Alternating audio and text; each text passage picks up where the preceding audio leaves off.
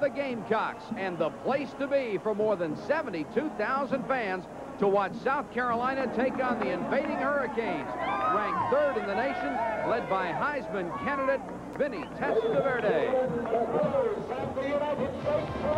This is the coveted Heisman Trophy, the symbol of the best in college football. To win it, a player needs great skills, a great team, and luck. Miami's Vinny Testaverde was a virtual unknown at the start of last season, but had such a great year he finished 5th in the Heisman voting as a junior. His numbers were awesome, with 21 touchdowns, more than 3,200 yards passing, and 61.4% completions. He was at his best against the best. Another season like that, a big year for the Hurricanes and the Breaks, and the Heisman dream could come true. You know, it's always been a dream of mine ever since I was a little kid to be a Heisman Trophy winner. You know, now I have the chance to follow up on that dream, and hopefully at the end of the season that'll come true for me. The quest for the Heisman begins tonight with Miami at South Carolina.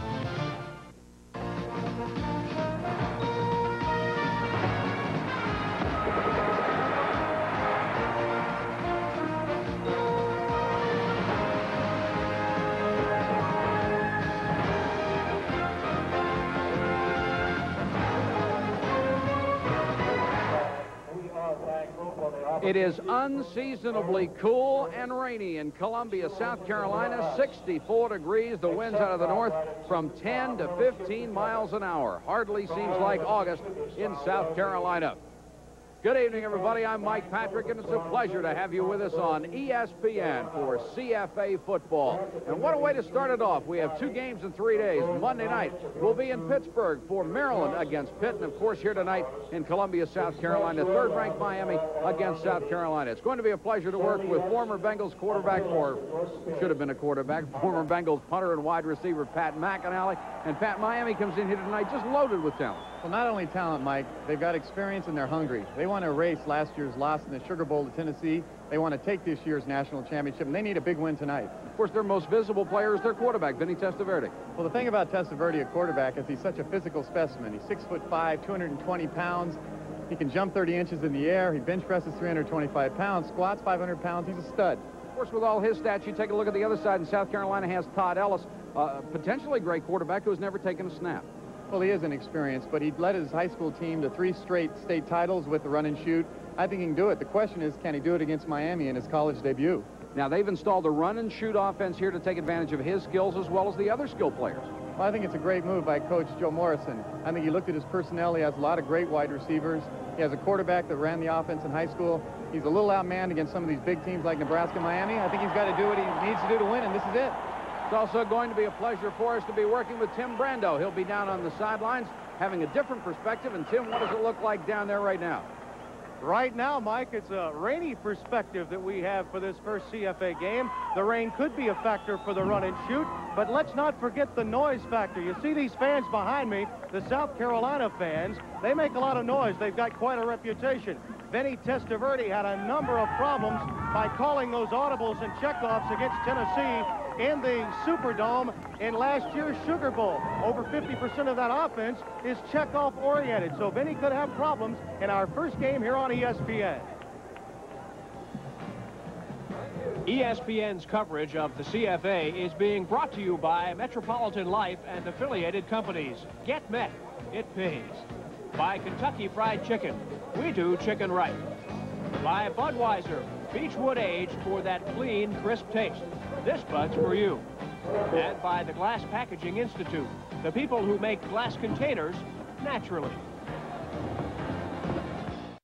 There they are. They love their Gamecocks here in Columbia, South Carolina. Williams-Brice Stadium is where we're located. I'm Tim Brando, and we have a great football game, we think, coming up for you here tonight in Columbia. Now, you've already met Pat McInally, our analyst, and Mike Patrick will call the action. I'll keep you updated on the perspective from down here, located on the sidelines. Bino Cook, along with Larry Burnett, will keep us posted on other games across the country. Right now, let's go back to them in our studios. Larry, thank you very much. And, Pat, what do you think about Bino's prediction? I love the way Bino sticks his neck out. But I tell you, I think it's a case of intangibles versus tangibles.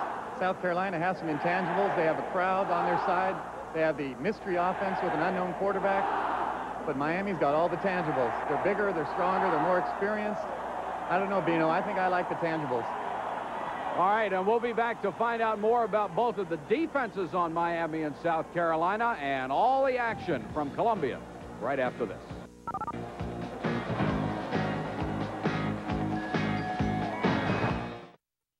Back, everyone. Now, we've told you Jim Morrison has devised a run-and-shoot offense for this football game. He's trying to cause some confusion for Miami. Now, believe me when I tell you, he thinks that this offense is going to be the key to the big difference in his offense, particularly in this game against the Miami Hurricanes, because they realize they have to come up with some confusion. Jim Morrison has that confusion to give this man, Jimmy Johnson, something extra to think about. We have been practicing against certain aspects of the run and shoot, and we have been really in the dark as far as what South Carolina is going to do. And, you know, defense is reaction, so we want to make sure that we show them what they're going to see so that they can react to it.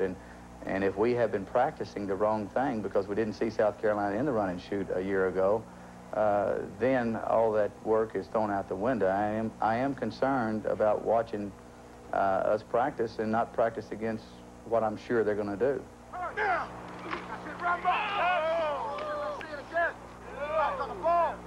Now, outside backers, we get this release. Right now, you are not sure if it's pass or run. Don't be over-aggressive on the run. We got somebody for the dive, we got the quarterback, and we got the pitch handle. The first time you come up here and you're over-aggressive, the quarterback's going to pull the ball out and throw the ball to the slot man and give us a big play. Big plays to the slot guys. Keep in mind, these were both wide receivers last year. Now they're playing the slot. Good hands, great speed. I think as a secondary unit, I think we're going to have to be disciplined in order to maintain our jobs and to stay in our particular areas. I think it's going to be very important that we stay in our drops, and each guy has to take care of his own responsibility. First thought with trips motion is pass. Okay, we'll either slide or we'll roll up to the trip side. Now, backside people, we have to be disciplined, because the minute that they make the adjustment to see how we're going to go to trips, they're going to come back either with the draw, weak side, they're going to come back with the speed option, weak side, or the trap. So we cannot fall asleep when the guys go to trips and we roll everything over. Backside people, it's very, very important that we stay at home and play our responsibility. South Carolina defensively must not only be concerned with the effectiveness of Testaverde, but also a balanced attack with a great deal of depth at running back, and Morrison's aware of that. Well, I think number one, when you mentioned balance, they do have good balance. You know, everyone thinks of having a Heisman Trophy candidate in Benny Testaverde that they're going to come out and they're going to throw, but they have an excellent back in Highsmith that has great ability of running the football, and they do have a balanced attack. This game's going to come down to 11 individuals winning the individual battle. If we don't get some pass rush pressure out of you people up front, we're going to have a tough time getting them in situations that we want to have them in. You people here are going to have to read the play-action pass, get yourself back into your drops. You're going to have to be able to fill on the running game and give us some support up there and keep those people where they can't just move the football on the ground. You people here got a big challenge. They got two great receivers. You're going to have to be able to match up with them in man-to-man at times. And when you got that deep third coverage, you got to stay back there and read all the receivers coming through your zone. You people got to give us some support in the run, and you got to play smart in the pass. Give us a good disguise. Don't let them know what coverage you're going to be in from time to time. Chalk talk is fine, and Joe Morrison obviously has done a great deal of chalk talk. But now it's time for all of that chalk talk to take place on the field. And the emotion is certainly here. The Gamecocks are on their way, and Pat McAnally and Mike Patrick are standing by to bring you the kickoff right after this. This is Mark Seelig of the Miami Hurricanes, who will kick it off. And they'll kick off from the 35-yard line this year, the most significant college rule change. Sterling Sharp, number 2, and Raynard Brown, number 30, are deep to receive. Both have returned kicks at least 99 yards for touchdowns in their career. And we are set to go with a 17-game schedule on ESPN. And it is Raynard Brown at the 8-yard line. Trying to get outside. 30 and dragged down at the 31-yard line by Benny Blades. The starting safety chased him out of bounds. 22-yard kickoff return. And that is Todd Ellis, the redshirt freshman quarterback out of Page High School in Greensboro, North Carolina. He put some awesome statistics on the board as a high school quarterback. Now he has to do it in college with the run and shoot. The lone setback in this offensive set will be number 49, Anthony Smith. The wide receivers, Danny Smith, 41, Ryan Bethea, number 1. The wingbacks, Kevin White, 6. Sterling Sharp is number 2. And Sharp was the man in motion, and Ellis to the air immediately. It's Sharp, incomplete. Coming up to hit him was Don Ellis, the left corner. But the pass was right on target, and he couldn't hold it. The interior line, which will face a big challenge tonight against Miami's defense. The tackles, Curtis Hill, 64, and Darren Farina, 62. The guards, Charlie Gowan, 77, a 244-pounder. Woody Myers is the center. The other interior lineman, Mark Fryer, the right tackle, who will face a tremendous challenge from that Miami defensive line. 2nd and 10. Ellis rolling right again and looking to throw. Has time, throws incomplete once again. Ellis came up to make the big hit on Kevin White. That's one thing a lot of people don't realize is how good that secondary at Miami's hits. They are hitters. They're not just great athletes. It's a great secondary in addition to Ellis at the left corner. The right corner is Tolbert Bain, number 18, Selwyn Brown, 32, and Benny Blades, who made the tackle on the opening kickoff, are the safeties. The up front, Dan Stubbs, number 96, premier pass rusher at the left end. Bill Hawkins, the right end, 54. Derwin Jones, 86. And Outland Trophy candidate, number 98, Jerome Brown, is the right tackle. 3rd and 10 for South Carolina. Ellis back to throw again. Near far sideline, complete, and it should be enough for a first down to Sterling Sharp. Tolbert Bain on him, but Ellis got him the ball. That's a big play, Mike. It starts him off, gets first down. Sterling Sharp is an outstanding receiver. He played wide out last year. He'll run a little hook pattern here. He'll come back to the ball.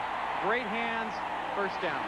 And listen to the crowd. 72,400 plus in the rain in Columbia. And they want their Gamecocks off the board in a hurry.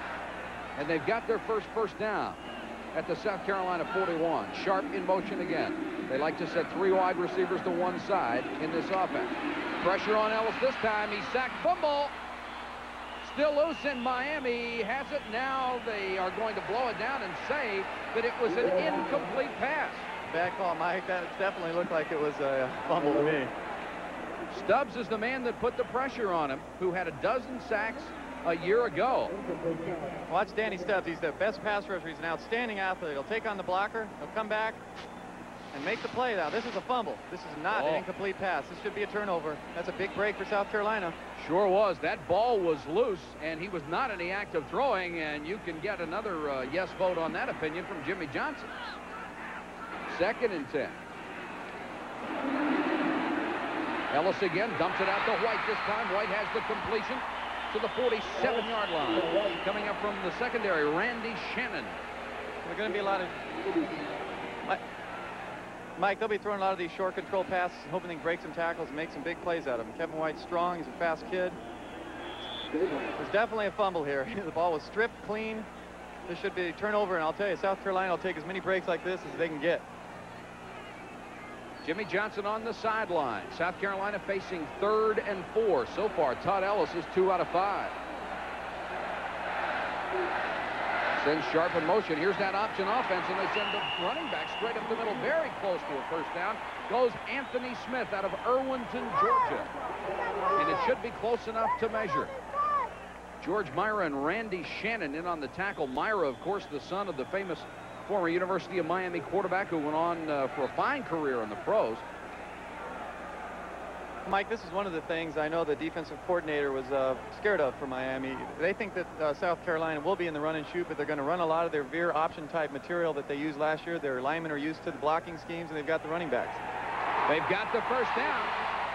2 in a row for South Carolina. And Pat, I have to think that this is the biggest boost possible for that South Carolina offense. I don't think there's any question about it. Todd Ellis is in there. He's throwing some good passes. The receivers have shown they can get open, and I think the line's doing a heck of a job right now. There's Joe Morrison on the sideline. 2 years ago, of course, he was awarded National Coach of the Year honors in several publications because of a brilliant 10-2 season. This is White in motion. That was the first running play from scrimmage. Ellis with that roll. Deep pass this time and incomplete. And a flag goes down, a late flag at the Miami 32. He was trying to hit Danny Smith,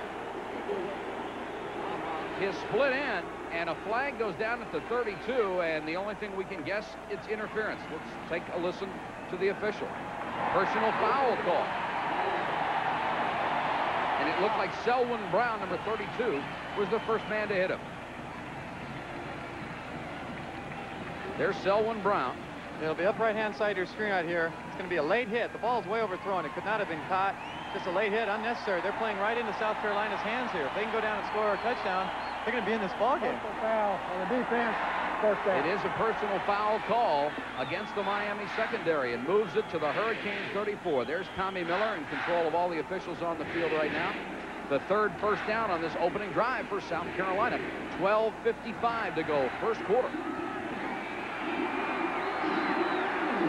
Anthony Smith, the only remaining back, and they'll go on the option. Pitch it to White, and White horse-collared as he got to the sideline.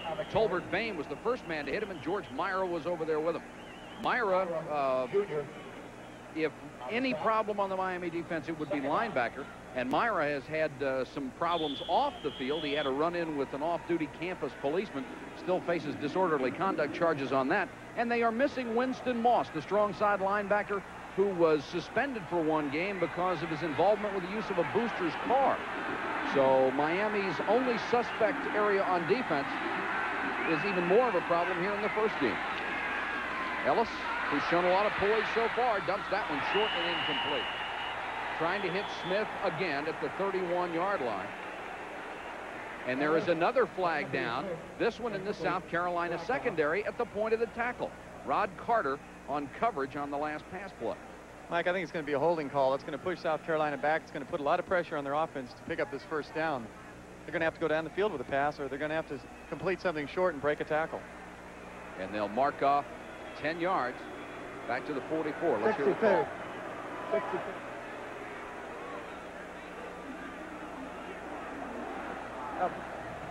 Holding number 62 of the offense. Second down. Call went against Darren Farina, the senior guard from McKeesport, Pennsylvania. Second down now long for South Carolina. 2nd and 19. Ellis has his wide receivers 2 to each side. And now they'll send Raynard Brown in motion. So they have trips right. Pressure on Ellis. Little screen pass and incomplete. Anthony Smith was out there. They seem to have the perfect call for the situation, but Ellis just overthrew him. Incomplete. Third down. So bring up 3rd and 19, and now Miami is sending in Darrell Fullington, number 19, and Kevin McCutcheon, number 28, and they'll either go with 5 or 6 defensive backs, Pat, on 3rd and 19. Well, I think with their pass rush, it's going to be doubly tough. They're really getting a lot of pressure on Todd Ellis right now, and with 3rd and 19, they're going to be teeing off and coming after him. Ellis so far 2 out of 6, 17 yards. Needs a big play here. 4-man rush and a lot of pressure. Ellis hustled out of the pocket, still on his feet inside the 40. Dragged down from behind. And it was Bill Hawkins who came back from his right end spot to make the tackle. Miami has so many great athletes. That's a defensive end. He came from the backfield and ran down the quarterback. And now South Carolina will send in Scott Bain for the first punt of his collegiate career. What's he thinking, Pat? He's praying right now for a good snap, and he wants to put this ball inside the 10-yard line to begin his career. Brett Perriman is the deep man, standing at the 10-yard line. Probably doesn't expect to get this football on 4th and 15. A little bit of a high snap. Bain floats one. Yeah, that's into the end zone. And with 11:23 to go in the first quarter from Columbia, South Carolina, we have no score.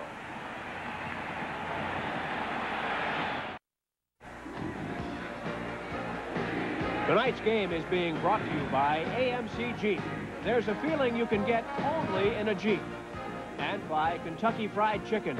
We do chicken right. All right, Michael, watch Miami run this ball. I don't think they're going to come out throwing the ball right away. I think they're going to establish the great running game they have. Look for Alonzo Highsmith to have a big night tonight. Alonzo Highsmith, number 30, and Melvin Bratton, number 5, will be the running tandem behind number 14, Vinny Testaverde, the Heisman Trophy candidate. Miami with some great skill people, and they'll go to Highsmith right away, and Highsmith gets absolutely nothing.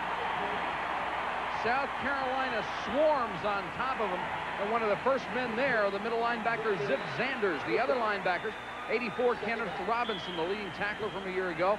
Shed Diggs, number 42 up front. It's 97 David Johnson and Willie McEntee, 88 at the ends. Brendan McCormick, 95, and Tommy Chaikin, 94 are the defensive line. The secondary, Chris Major, Ron Rabune, Robert Robertson, and Greg Philpott. 2nd and 10 for Miami. South Carolina thinking pass, going with a 4-man rush, almost intercepted, and then caught Benny Blades at the sideline. One of the South Carolina defenders went for the interception, almost had it. I'll tell you, that's the advantage of having a strong arm, Mike. He just threw that ball. If he hadn't had so much speed and strength on that pass, it would have been picked off. It's a great catch by Benny Blades. The thing about Blades is you got to realize 9'5" in high school. 24-foot long jumper. You think he's a threat or what? Oh, yeah. Shed Diggs, the outside linebacker, was the man who had a shot at it. But it's a first down Miami. They're first of the ball game, just over their own 30-yard line. Wide receivers split right and left, and Testaverde back to throw. Getting some pressure from the outside, dumps it off to Highsmith. On the screen. South Carolina defense did pretty well. And they'll hold it to a short game. Ron Rabune, the strong side safety, came up to make the tackle on Alonzo Highsmith, the senior out of Miami. Young man has had 1,452 career rushing yards for Miami. That's 7th all time. And he only needs 14 more catches, 13 more after that one, to move into the top 10 in the receiving department. So he has been an all-around outstanding performer for the Hurricanes. Gain of 6 on the last play. It's 2nd and 4. This time they'll operate out of the eye. Highsmith, the up back. Fumble. Testaverde on it at the 32. He beat Shed Diggs to the ball. Take a look at the exchange, Pat, and see if that was the problem. It just looked like it hit him right in the stomach, and he get his hands around it. Little fake to Highsmith. Just hit him right in the chest. He never had the ball in his hands. That'll happen in the first game of the year. May have been a little high. Yeah, hit him right in the chest. 3rd down, 9 yards to go. That is the quarterback's responsibility. Well, he's 6'5", Mike. I guess he's tough to get down there sometimes. Got to reach down a little bit, and the man he was trying to get it to, Melvin Bratton, at 6'1", 217. 3rd and 9, and the Gamecock fans want their club to hold on defense. Tight end right now, right in the middle. Here we go. Testaverde right over the middle, completes the 45-yard line to Michael Irvin, his speedy flanker back, and it's plenty for a first down. Kenneth Robinson, the linebacker, was trying to get there but was late, and Testaverde was right on target. Well, if he gets that kind of time all night, Mike, he's going to complete a lot of passes. Here's Michael Irvin. Irvin couldn't, you know, that's a great release. He got between 2 defenders, and he's just wide open in the zone. He set down exactly like he's supposed to. Good throw by Testaverde. Look at this guy. He wants to break that tackle and go all the way. Those are the receivers for Miami. They're big plays. Ball spotted just past the Miami 45-yard line. We're scoreless in the first quarter. 8 minutes, 57 seconds to go. Not much of a play fake by Testaverde. It looked like a busted play, and he'll have to eat it at the 43-yard line. Byron Love was the man who closed on him. I think Testaverde didn't quite get out enough to get the handoff. I'm a little surprised with the experience they have right now that they're making a few mistakes. But this is a tough stadium, and again, they've got a lot of jitters. They want that national title. They're going to have to play better if they're going to win this game, Mike. Of course, Miami uses a lot of checkoffs at the line of scrimmage in their offensive system, and it's a little difficult to hear in here when the fans get cranked up. Yeah, there's no question about that. 2nd down, now 12 yards to go. Miami back at its own 44. South Carolina showing a 5-man front. And they'll give it to Highsmith. Breaks 2 tackles across the 50 and into South Carolina territory for the first time. Down to the 46-yard line before Shed Diggs was in on the tackle for the Gamecocks. What I really like about Alonzo Highsmith is that he supported Vinny when he got all the publicity last year. And this year, Vinny Testaverde's been saying, hey, if we had a running offense, Alonzo Highsmith would be the Heisman Trophy candidate. I think he's going to have a great year. Highsmith, 2 carries so far with 11 yards. Doesn't seem to be much jealousy on this ball club. Tremendous team. 3rd down, 2 yards to go. They split the back, Bratton and Highsmith behind Testaverde, and it appears he's changing the play at the line of scrimmage. Here comes the blitz. They got him, and the ball's loose. And South Carolina recovers.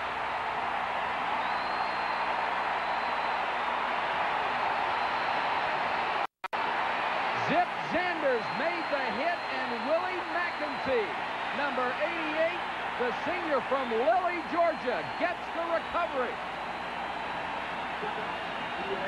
First big break of the game, 7.5 minutes to go. South Carolina will have it when we come back.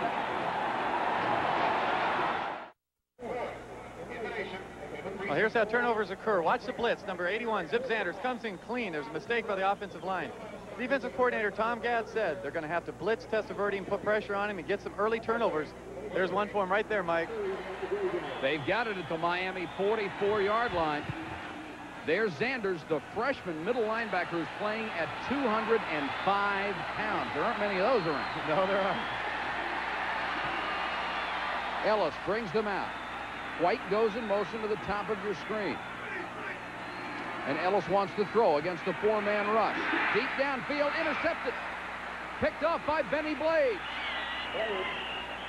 Benny Blades, as Miami trades turnovers, and Todd Ellis hung that one up a little too long, and Blades will get it every time. Well, Benny Blades can cover the field. He is so fast. He led the country in the 440 as a senior in high school, 46.5. It's just a little roll to the left. He tosses the ball into the zone. Benny Blades coming up. And I'll tell you, Sterling made a big play here to stop this from being a touchdown. Sharp makes his tackle, or he had 4 or 5 blockers. He might have gone the distance. It's a good thing they did tackle Benny Blades, because Blades has run back 2 for touchdowns in his career and had 4 interceptions last year.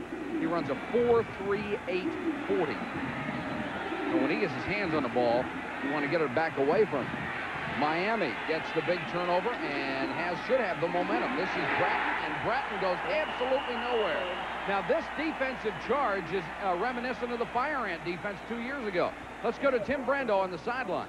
All right, Mike, that was an adjustment made by the Miami defense in that last series. The defensive secondary coach had noticed that Todd Ellis was looking for the wingback more so than the wideout, so they obviously made the adjustment and came up with the pick. Let's go back upstairs. And the wingbacks are the big playmen in the South Carolina offensive system called run and shoot. Mike, I'm impressed with the defensive line so far in the backers. They're stopping that running game pretty well. Done a fine job. It's 2nd and 10 for the Hurricanes. They'll give it to Highsmith this time. And Highsmith stacked up at the line of scrimmage. And South Carolina's offense and defensive line must be gaining a great deal of confidence so far. Ron Rabune came up to be one of the first men on the hit, the strong safety. Very tough against the run. Last year, of course, South Carolina's defense couldn't do anything against the run. 5 teams had more than 200 yards a game. Florida State rushed for 409 yards against this defense. Well, Mike, they really hit the weights. They got a lot stronger. They've got some new people in there, and they're gambling. They're going with a lot of smaller, quicker linebackers, and right now they're filling the holes great. On 3rd and 10, Miami will go with Perriman, Blades, and Urban. 3 wide receivers. 2 to the near side, Blades and Urban. Testaverde to throw, plenty of time. Urban. Deep sideline, and Urban has it in South Carolina territory. Beautiful pass, just laid it in there. Ken Sally was chasing him, but he was at least a step and a half behind. We have Urban. Mike Urban's right in the inside slot here. He's going to go and break the zone. Good, fast receiver, runs to the open area in the zone. He doesn't try to beat a man. It's just a great throw by Testaverde. There's no way to stop a play like that. Vinny's really on his downfield passes right now, Mike. 4 out of 4, 43 yards. Not a bad start for the Heisman Trophy candidate. Miami in South Carolina territory for the 2nd time in the game. They're at the 46. The last time they were here, they fumbled and coughed up the ball. Bratton, big hole up the middle. And Bratton goes inside the 35 to the 34 with Shed Diggs getting a free ride on his back. Bratton did not play all that well last year, although Coach Jimmy Johnson is quick to point out that his running back statistics were so much lower because Vinny Testaverde's statistics were so much higher because it was a passing-oriented offense. Well, he also lost some weight and he's faster this year. He can definitely break the long run now. 1st and 10 at the 34. Testaverde gives to Bratton again. Got away from one tackle, has room to run. He might go all the way. Bratton at the 10. 5, touchdown.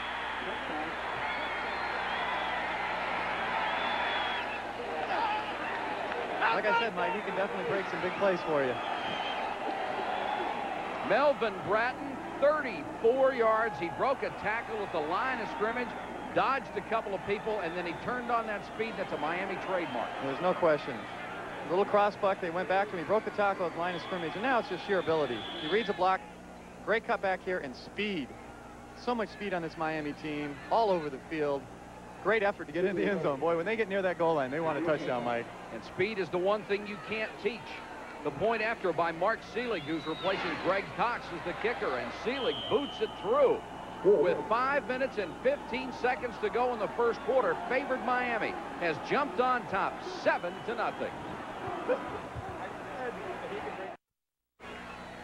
Miami on the board first. The Hurricanes 7, the Gamecocks of South Carolina nothing, with 5:15 to go in the first quarter. Mike Patrick along with Pat McAnally and Tim Brando. Glad you could be with us on ESPN for our opener of the 1986 season. Seelig set to kick it away to Sterling Sharp, who's on the far side, and Raynard Brown, number 30, to the near side. Seelig, who used to put 60% of his kickoffs into the end zone, now has to kick off from the 35 with that rule change. Nice high floating kick, and Sharp will take it from the 7. And no place to go. Stacked up inside the 20-yard line. Kevin McCutcheon on special teams down to get him. Only an 11-yard return. McCutcheon played at South Carolina as a freshman. You don't think he enjoyed that tackle. Bratton capped a 61-yard drive with that beautiful 34-yard run, and it only took Miami 2 minutes and 7 seconds on that drive to take the lead. Very impressive, and Testaverde has been perfect. Anthony Smith, the lone remaining running back, behind Todd Ellis, the redshirt freshman quarterback. This is Sterling Sharp in motion. They'll run the option and pitch it out to Anthony Smith. Got some room to run across the 20. They'll mark it at about the 21-yard line, where Don Ellis came up from the corner to get him with help from Selwyn Brown, the strong side safety. Mike, what's amazing about Miami is how much depth they have at the skill positions. You know, Warren Williams was supposed to start this week at running back, and he's been nicked up a little bit. He was the leading rusher a year ago, and he can't even get in the lineup. Bratton breaks a big one. Second down, 7 yards to go for South Carolina. They'll send Sharp in motion to the far side this time. Ellis against the 4-man rush. They come back to the weak side on that option run, and Anthony Smith didn't have a chance. Rod Carter, the weak side linebacker, stayed home where he was supposed to be and did his job. Carter, a sophomore out of Fort Lauderdale, worked really hard this year on his pass coverage. You know, Mike, the interesting thing about him is he's an art major and not an art history major. He actually paints. He wants to someday have his own studio. Linebacker painting. Can you believe that? I'd be afraid not to buy one of them. 3rd and 8. South Carolina with a big play deep in their own territory. Ellis with some time.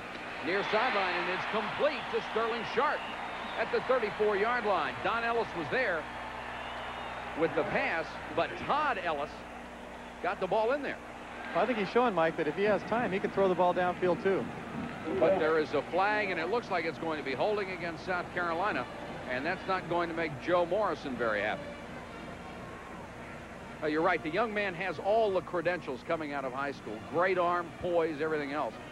Well, Sterling Sharp has run a lot of those patterns when he was a wide receiver, so he's comfortable. 3rd down. It'll still be 3rd down, but they'll mark it back at the 12-yard line, and South Carolina will have 17 yards to go on this one.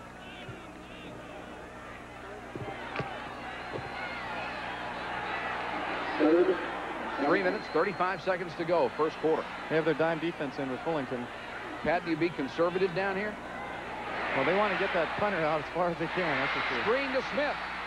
Across the 20 to about the 23, a step away from breaking it. Selwyn Brown made the tackle, the strong safety, and it'll bring up a 4th down situation for South Carolina. Mike, I wouldn't be surprised to see Miami rush this punt. You know, he's only punted 1 ball in his career. The ball's a little wet. They might want to put some pressure on him right now. Bame drops the kick. Perriman is deep to receive. They're lined up with 10 guys, Mike. They may be coming. Anthony Smith, number 49, is the up back. Here they come. And he picked off the one man who had a chance, and a nice kick by Bame. Perriman will let it hit, and it takes a neutral bounce, now rolling a little bit toward the 42-yard line, and Miami will start with good field position after a 36-yard punt.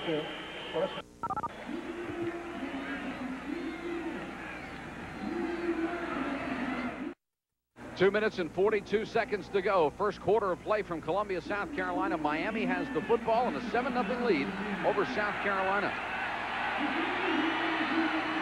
Michael Irvin, the receiver to the near side and the wide side of the field. Testaverde out of the eye. Play fake. Dumps it over the middle, and it's complete to Highsmith. And Highsmith does the hurdle down to about the 35-yard line. Alonzo Highsmith out of Miami showed you some athletic ability on that one. Greg Philpott was the man who had to make the tackle. Testaverde with a nice little roll to the left. Now watch what an athlete can do with the ball. Alonzo Highsmith, 235 pounds. He's going to hurdle right over the defender. Unbelievable. Philpott was there to knock him out of bounds, but Testaverde has been perfect so far. 5 out of 5, 64 yards. And Miami has mixed it up beautifully on offense. They have 42 yards rushing. First and 10 from the South Carolina 37. Bratton and Highsmith continue as the running backs, and this is Highsmith trying to get outside. Nice play that time by the secondary. They came up to bring him down. Looked like Brad Edwards. And there is a flag down on the play. And it will go against Miami on a motion call. Okay.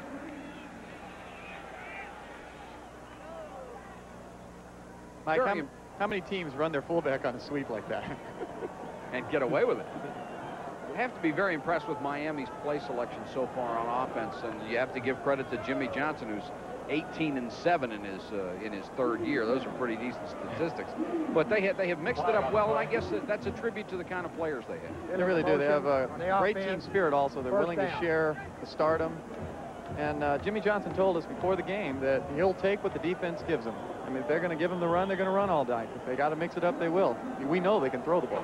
They'll move him back 5 yards on the motion penalty, so it's 1st and 15 for Miami from the South Carolina 42.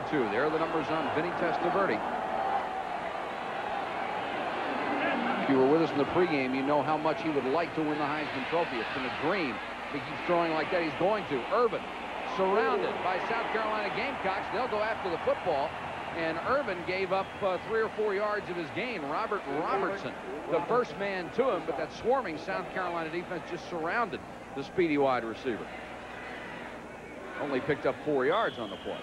But they're getting the ball to him, and every time he has the ball in his hands, he's a real threat. I think you have to be a special kind of player to be a defensive back.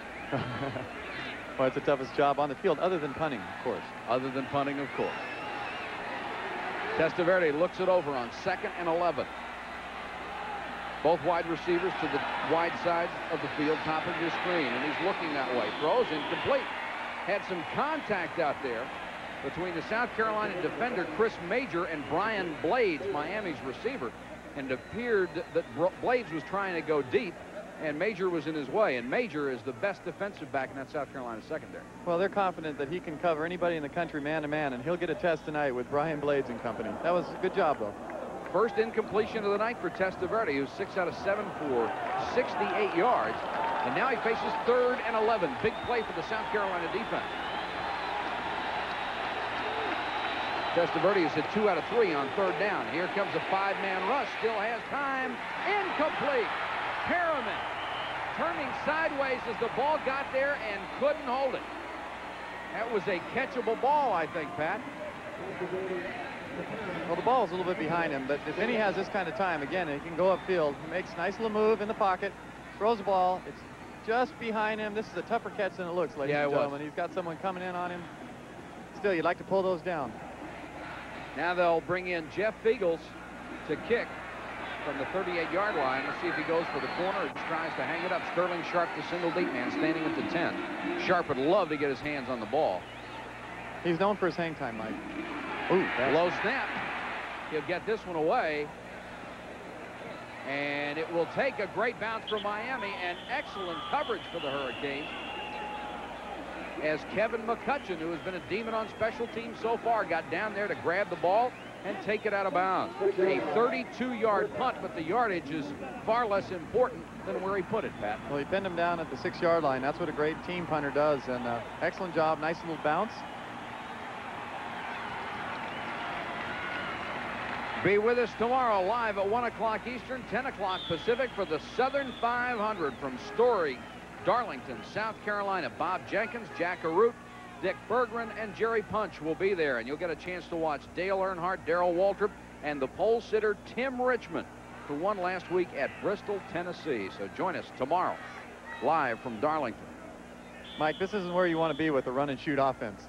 I wouldn't be surprised if they go to the wishbone. You know, they have it in their offense. They've got to get the ball away from the goal line.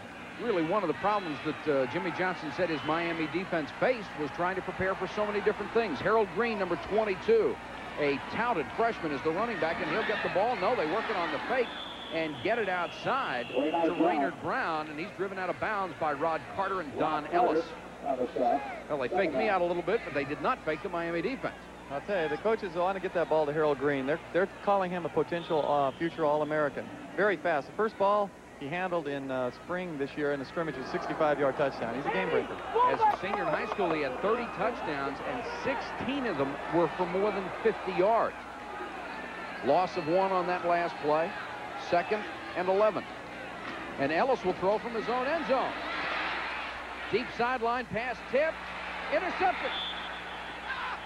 Benny Blades, was he in or out of bounds? He was inbound. Benny Blades takes the tip, his 2nd interception of the ball game. As they were throwing for Sterling Sharp, but the ball hung. It appeared that Don Ellis may have gotten a hand on it and tipped it up in the air. Michael's excellent coverage by Don Ellis. Drop back. Now, he's got a lot of time. He's trying to get the ball out of the end zone, but he really forces this ball. He's well guarded. The ball's tipped up, and this is speed again. You just can't. Benny Blades, 2 picks already. He's a free safety. He's disciplined. He takes the middle of the field. He goes deep, and then he just goes to the ball. Benny Blades has both turnovers with 15 seconds to go in the quarter. Another big break from Miami at the South Carolina 21-yard line. Highsmith is the lone remaining running back as Bratton, number 5, goes to a wing. And Testaverde wants to throw for Blades. Incomplete. That's for Brian Blades. He's Benny's brother. And Chris Major with some pretty good coverage out there. Chris Major, they may be picking on the wrong guy. Well, Miami thought they could get a down and out pattern in here, but Chris Major is going to lay some serious wood on Brian Blades. There's no way he was going to hold on to that ball. I'm really impressed with Chris Major. He not only can guard a guy one-on-one, but he's a tremendous tackler. I watched him last year against Florida State. He was all over the field in that game. 13 games, touchdown-saving tackles last year, Mike. 10 career interceptions. It's 2nd and 10. Testaverde keeping it. He's got room to run. And now he gets out of bounds, very close to first down territory at about the 12-yard line. Major was the man who chased him out of bounds. Was that a design play, or did somebody miss a handoff? Tell me he's not going to be a pro quarterback, Mike. He got out of bounds right when he could. Yes, he did. Testaverde running that time, picked up 8. It's 3rd and 2. But he really showed some of his athleticism there. He broke that tackle in the backfield. He had just enough speed, strength to get around the corner. Big play here. The clock stopped with 3 seconds to go in the first quarter. 3rd down, call it a yard for Miami. A good look at Jimmy Johnson, who is continuing the great tradition in Miami. Everyone in tight on this one. Look for a blitz here, Mike. They'll give it to Bratton. He's got Highsmith in front of him and room to run. Bratton, touchdown. Melvin Bratton gets within 3 yards of the goal line, and he's Superman. He takes off. That was an instant replay of his first touchdown. Unbelievable. He gets to the 3 and dives. This is what happens a lot of times on short yardage. If you can break through that first line of defense, it's going to be a touchdown. Look at the speed of Alonzo Highsmith, though. Alonzo Highsmith's down there 10 yards, throws a key block. And Paul O'Connor, number 77, and their All-American candidate center, Greg Riccozzi, number 74, were the men who really sealed off the right side. And Highsmith went down there looking for somebody to hit. This is Seelig. Point after. They got it down, and Seelig puts it through.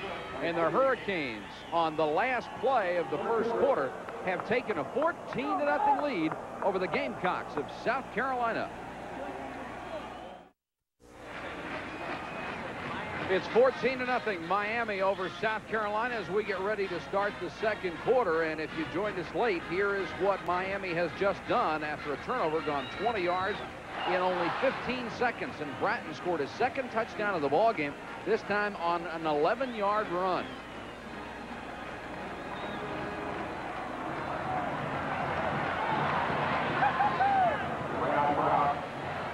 Selig will kick it away. Harold Green is one of the deep receivers for South Carolina, along with Raynard Brown. And Brown is the man who's going to have to field it 3 yards deep in the end zone, and he will down it there as Selig puts it in the end zone. Let's go down to the field level and Tim Brando. Mike, isn't it interesting? So much in that Miami arsenal. The defensive coordinators for obviously this team from South Carolina wanted to pinch inside, put more pressure on Vinny Testaverde. Once that happened, all Miami had to do was go outside. They did. They got another touchdown. Excellent point, Tim, because they had the outside sealed with only 2 interior linemen blocking, and there was no one else home.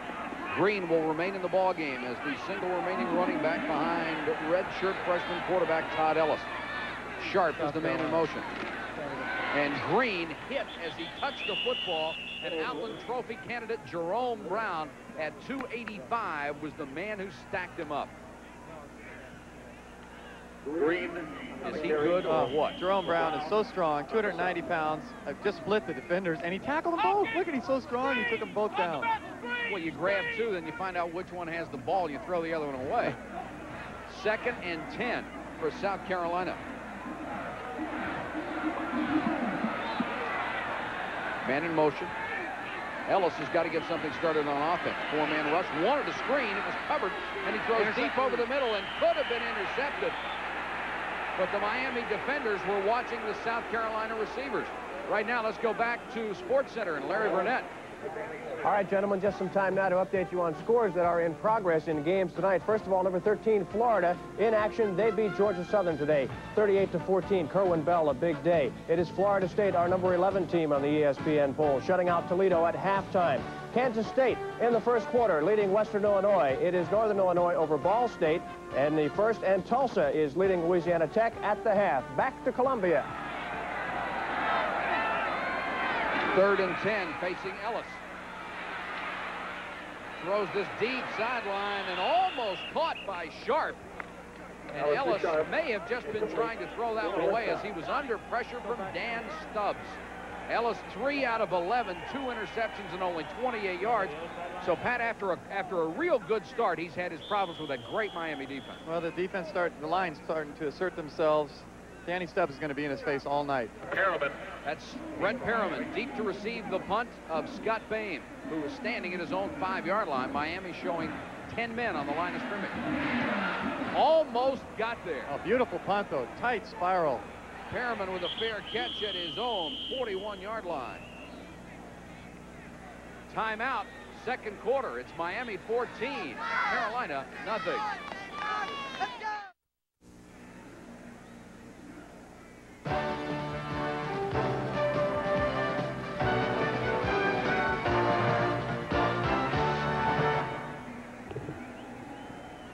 Well, there's nothing prettier to a punter than when he gets a tight spiral. Now, this is almost blocked, but he keeps his head down. Excellent form.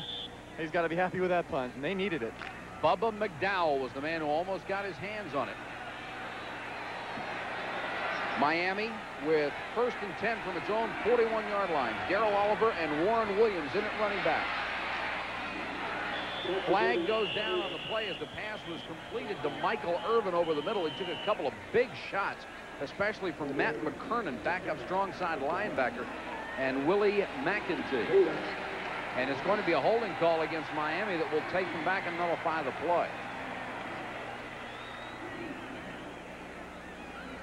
There's Irvin, the young man out of Fort Lauderdale, sophomore, 6'2", 200 pounds. Last year, he had at least 1 touchdown. Holding with offense, 1st down. Had at least 1 touchdown in 8 straight ball games. Testaverde so far 6 out of 9, 68 yards. The 3 incompletions, 2 of those were dropped. Facing 1st and 20 right now, however. They'll give it off to Oliver. Oliver hit in the backfield and dragged down. Excellent stop by Roy Hart in at left tackle. And you can take a look at the first quarter statistics, and this is what a lot of people, including Vino Cook, did not think was going to happen in the first quarter. Is that right? Well, definitely. This is a tough game to call, but Miami is so overpowering offensively, and they've had 2 turnovers. They're going to move the ball, and they're going to score. Of course, Vino might remind us it's not over yet, and it certainly isn't. Another running play will go absolutely nowhere with Warren Williams, who was the leading rusher for the Hurricanes a year ago, stacked up in the middle of the line. And Fitzgerald Davis, number 53, had a hold of his ankles. When they've had long passing situations, Mike, they've been putting Michael Irvin in a slot. And with the 2 speedsters they have out, one outside of him and on the other side, he's getting open. And here 12 minutes, 44 seconds to go. Second quarter of play from Columbia, 3rd and 17. And they'll go with the double wing. And a 2-man pass rush against Testaverde, who has all day. Now he's under some pressure and a loose ball. And South Carolina will come up with it. Willie Hill, the middle linebacker. The man who made the recovery. Roy Hart was the man who shook it loose. The second time they have taken the ball away from Testaverde. They had about 15 seconds back there, but nobody was open. It's great coverage. He's moving around in the pocket here. He kind of gets caught up with his offensive lineman, and the ball gets knocked out, stripped. Now they had a chance to recover that ball. Great job by Hart, and Willie Hill made the recovery. A big break for South Carolina.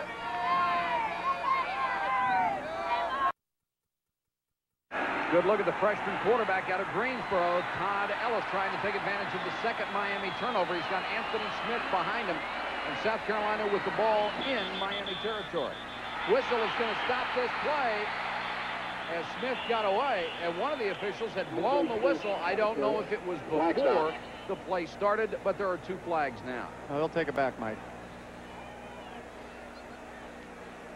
May not have been set before they got the snap, and it is a motion penalty against the Gamecocks. They went on a quick count that time, and apparently a little too quick. Everybody may not have been set. Watch Darren Farina in the interior line. He's the right guard. He did get the jump.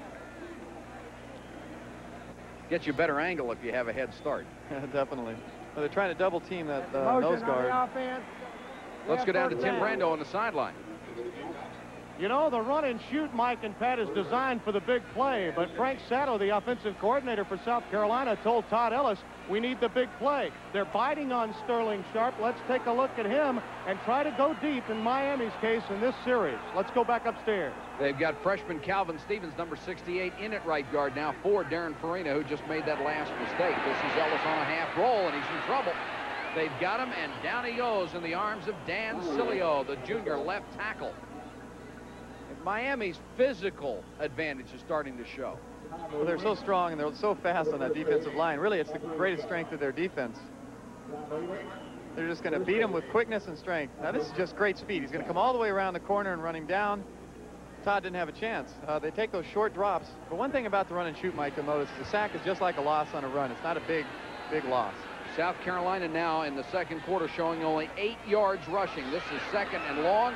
They give it off to Sharp on the option play, and Sharp had absolutely nowhere to go. And the Miami players kept coming after him. That's George Myra, the junior, the middle linebacker, who's saying, hey, we didn't rough him up. We just make sure he was going in the right direction. Well, when they run that motion and the particularly Sterling Sharp goes behind the fullback, the back, they're going to run that option a lot of times, Mike. They want to get him deep. They want to pitch him the ball, but right now Miami just has too much pursuit. Myra set a record for the school last year with 76 unassisted tackles.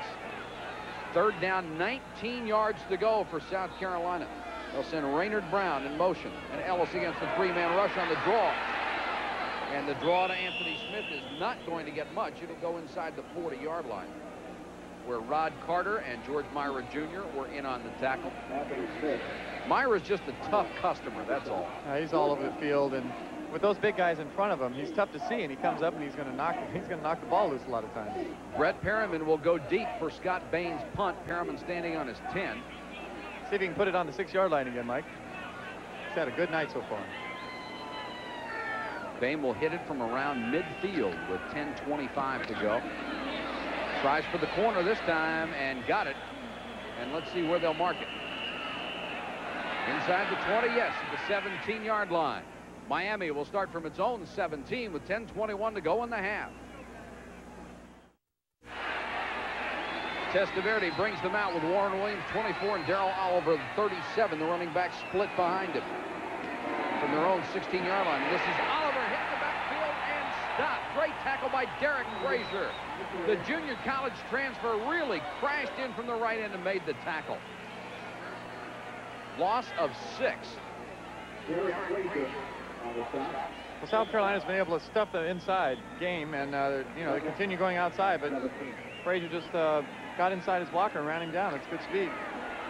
Bratton, who is the leading ground gainer in the ballgame, not in there right now. 4 carries, 57 yards, and a couple of touchdowns. As Williams and Oliver, the second tandem, are in. 2nd and 16. Give it off to Oliver. They'll lose more yardage as Brendan McCormick got him in the backfield. South Carolina's defense, Pat, has shown flashes of brilliance. It's just they haven't been quite consistent enough. Well, they're very inexperienced, but they're hungry. It's the handoff inside. Great. Plays off the block, takes him down. They had other people around the play. They were going to stop it either way. 3rd down, 22. And the South Carolina fans, 72,400 of them, rather, trying to get back into this ballgame and give Miami some trouble at the line of scrimmage.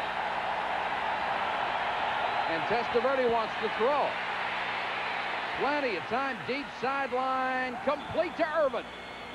Irvin forced out of bounds at the 33-yard line, and that will be enough for a first down. Now, how about that call? No question. They have so much confidence in their offensive line. Testaverde just sits in the pocket all day long. This is excellent. And just tosses the ball. This is the toughest throw in football. 30-yard sideline pass right on the money. Had Chris Major, number 13, turned around. There's Testaverde. He's telling all those South Carolina fans, you yell as much as you want, and I'll come and do my thing. 1st and 10, Miami. Their own 33. They'll give it off this time to Williams, and Williams, once again, is hit behind the line of scrimmage and stopped.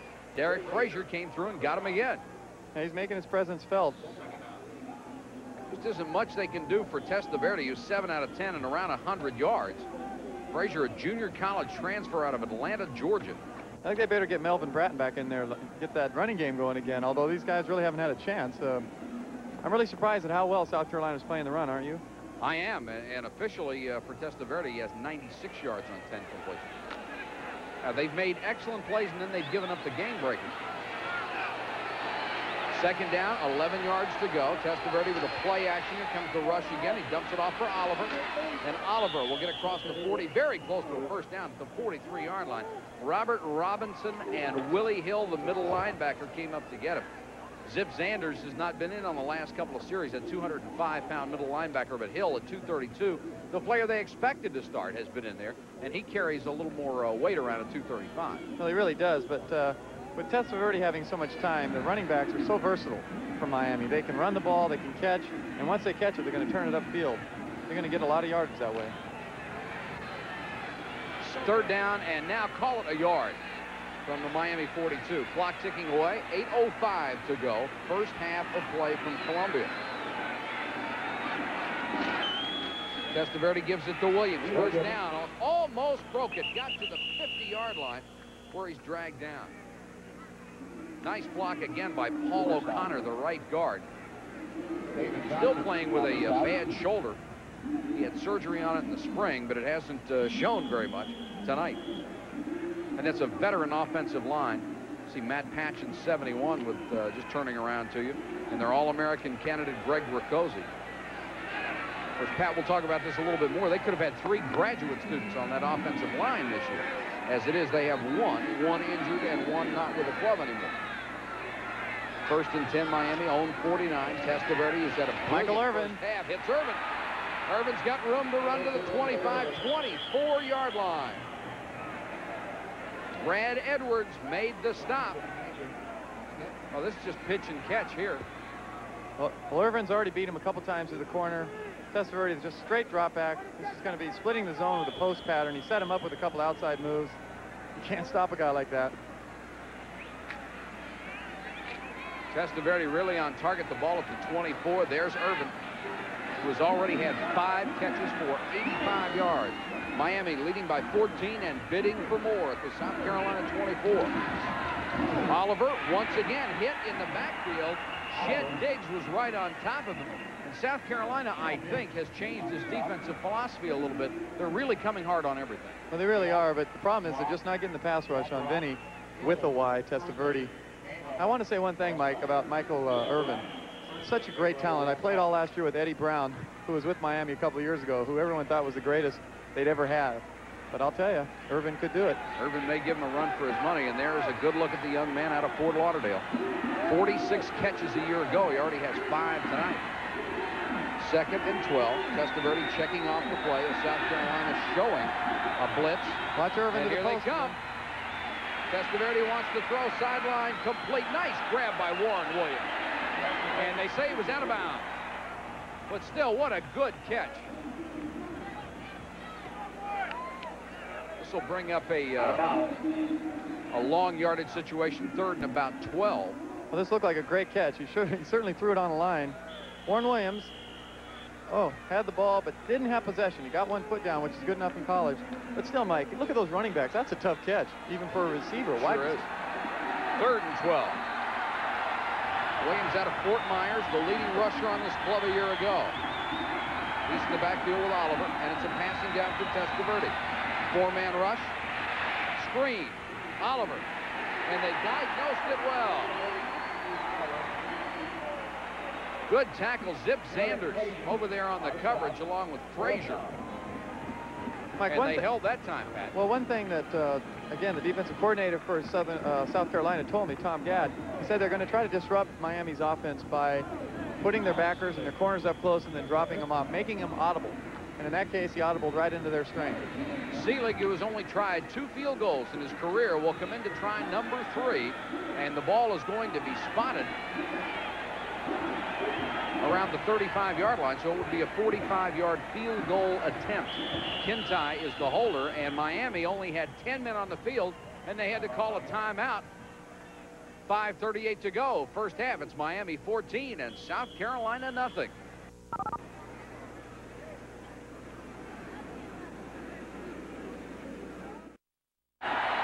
Good look at senior Mark Seelig, who will try the 3rd field goal opportunity of his career. It would be the longest. It is a 45-yard attempt. The longest before he had kicked was 27. He's got the leg strength. And on this one, he puts it right through the uprights. And Miami will go on top 17-0 over South Carolina. Seelig, it was announced just before the game, had taken away the place-kicking job from junior Greg Cox, who had had a terrific career so far and probably still will at the University of Miami, but Seelig had done better in practice. Be sure to join us on Monday night. We'll be at Pitt Stadium in Pittsburgh, Pennsylvania. The Terps of Maryland against the Panthers of Pitt. It's live 8 o'clock Eastern Time, 5 p.m. Pacific. And at halftime of this telecast, a live interview with Maryland Athletic Director Dick Dull. We'll also have LSU coach Bill Arnsparger on hand. And we will see LSU a little bit later on, September 13th, in fact, when they play host to Texas A&M in Baton Rouge. One thing I love about college sports, Mike, is that you can still beat somebody out during the season. That never happens in the pros, unless the guy's doing a poor job. Seelig came in, had a 45-yard attempt, and put it right through. It's a great night for the senior. Remember, his last kickoff, Mike, went about 6 yards deep from the 35-yard line. Sure did. Really crushed it. There's Testaverde. Some Heisman stats in the first half. 10 out of 14, 131 yards. Sterling Sharp and Raynard Brown will be deep for Seelig to kick it away. And this is an important time in the ballgame, I would think, Pat, for South Carolina with 5:32 to go in the half. We really need to get something on the board. Anything, I think, would do. Well, I'm a little surprised. I thought they'd have bigger kickoff returns than they've had. I think Miami's special teams got geared up for this game, and they're determined to stop Sterling Sharp. Seelig will kick it away.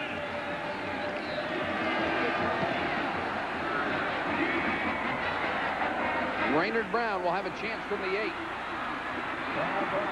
And a nice tackle inside the 20 again and it was Bobby Harden. Let's go to Larry Burnett in the studio. Okay, Mike, 17-0 in your game out there. Also 17-0 in Tallahassee, where Toledo is taking on Florida State. It was 3-0 Florida State in the second quarter. Dane Williams stopped at the line. No, here he goes, off and running 36 yards for a Seminole touchdown. It was 10-0 Florida State. It is now 17-0 Seminoles in the fourth quarter. Let's go back to South Carolina. Rather unhappy South Carolina sideline right now, and Miami special teams have indeed been special. They have covered kickoffs beautifully. Todd Ellis going to work on the option. He'll keep it across the 20, dragging people with it to about the 25-yard line.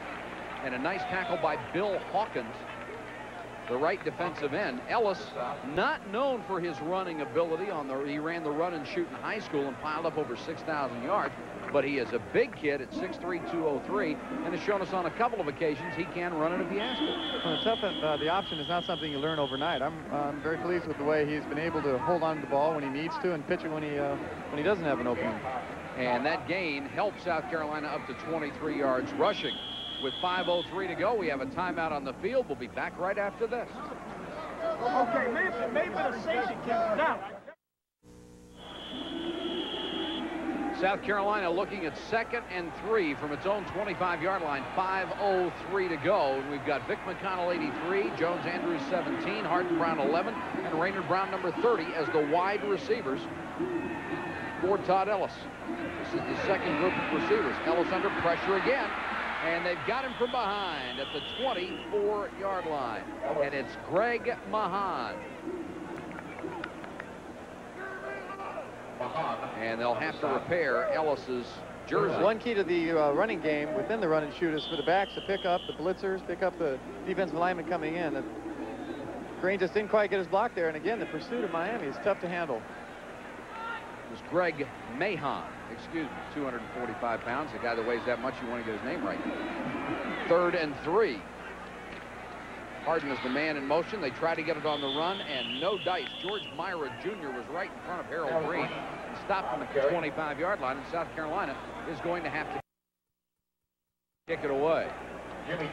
One thing a lot of people don't realize about the run and shoot, Mike, is it's a possession-type offense. They've got to be getting 5-7 yards on first down. They've got to complete more of their passes. Fame is in the punt. You hope for a big play, but you've got to complete the short passes and break a tackle before you can do that. Perriman is deep to receive at the 30. Now back to Mahan. I got his last name right, but I got his first name wrong. It's Gary. You'll protect me after the game, won't you? Yes, sir. Oh, beautiful. Another beautiful nice high spiral. Perriman signals fair catch. Signal a little late, but made it at the 32-yard line. And Miami will have 3 minutes and 41 seconds to put some more points on the board after a pretty 42-yard punt from Bain.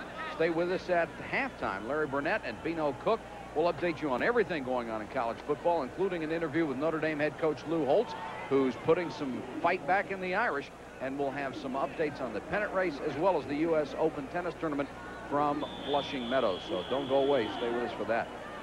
Highsmith and Bratton will be the running backs on this series of downs behind Testaverde.